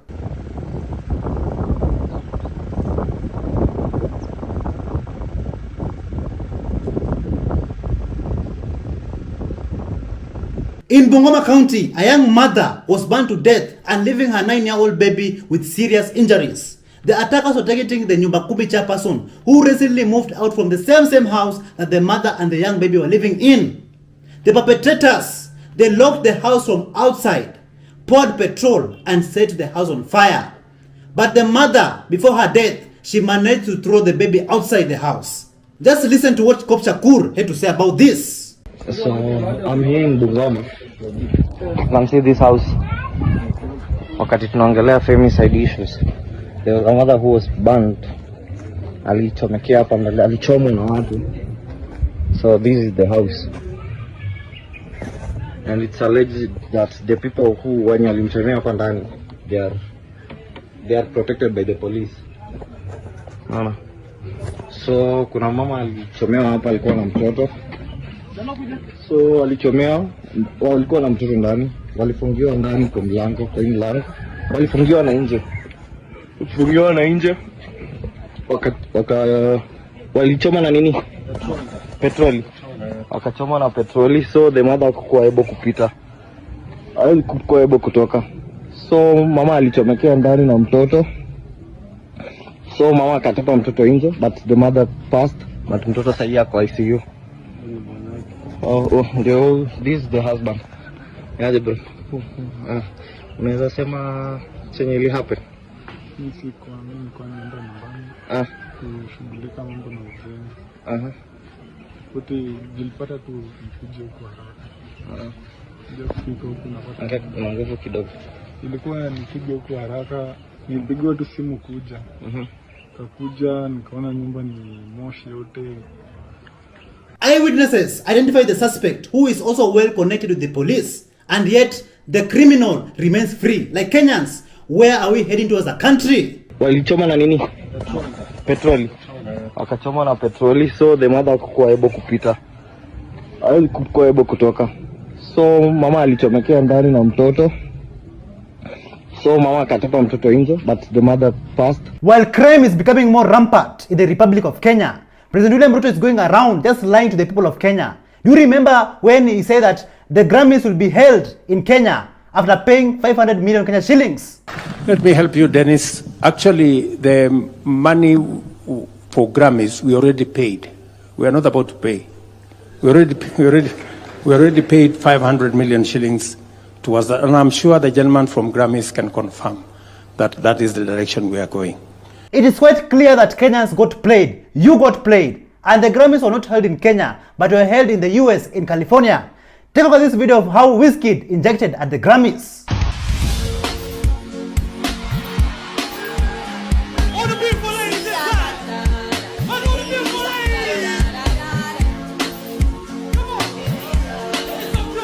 Even actor Nyakundi Saboke was shocked beyond words after the Grammys were not held in Kenya as promised by the Kenya Kwanza regime. Just listen to what he had to say. Guys, correct me if I'm wrong, lakini si Grammys zilikuwa tu zifanywe hapa hivi Kenya ama kuliendaje? Juu niko hapa na ngoja kina Kendrick washuke, watu tunaona tu ni kina Mlamwa. What's happening bana? And the question of today is, are Murima people, the people from the mountain, confused politically? Do they vote with their emotions in every election season? Listen to what Jema Olemse had to say. Bro, ati unaniambia watu wa Central ama watu ya Mlima mambo ya siasa wanakuaga mafala mbaya sana.